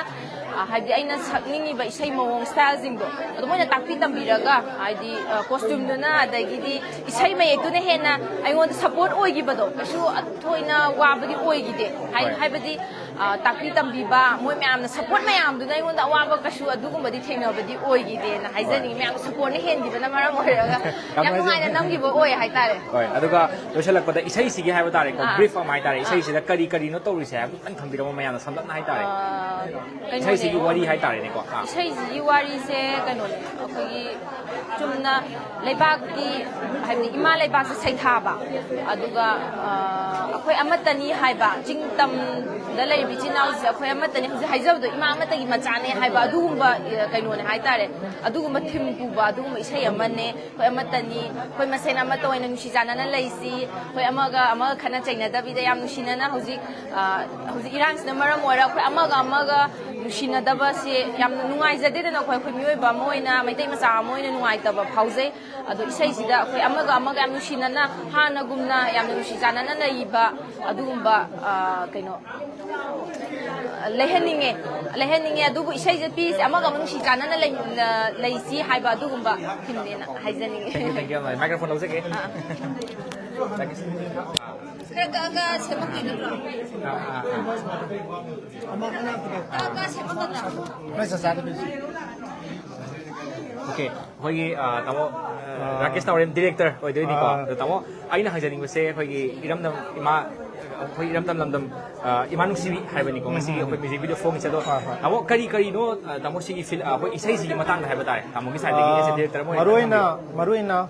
kono phon lamdam imanung sibi maintol sana juntai mase fe leibak ningba okagi horei bangang singda duga hojiki mirol sida madi tongi mirol da sense of nationalism and patriotism gi wakalon masi sandong bi wakalon da khoi namjaba du mai sei ni hai be sei si maroi ba men ka sai gi sanapi ithoi oinam aduga music director se ke yanggoina obina duga sai sakpisna manipur yang masang nai rabi sai sakpi pusparani na sakpani adu medam wahang ba hemabati na puthokpa sumba music video se mera hemabati masagi su leibang ningba ahan ba music video ne du ithoi masagi su ahan boi bani yam challenging amani adu ngasi sigi sei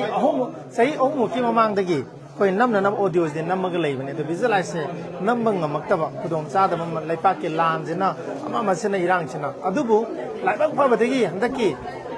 sei se mai makum tha surak pa haiga August tha bum haibatar ngasi se August ki sei chat koi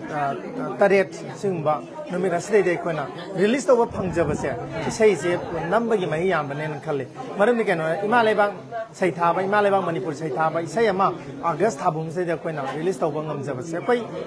August ki tang tara humdoi gi mamang da koina sai se release to ge hai ba gi madu gi pandam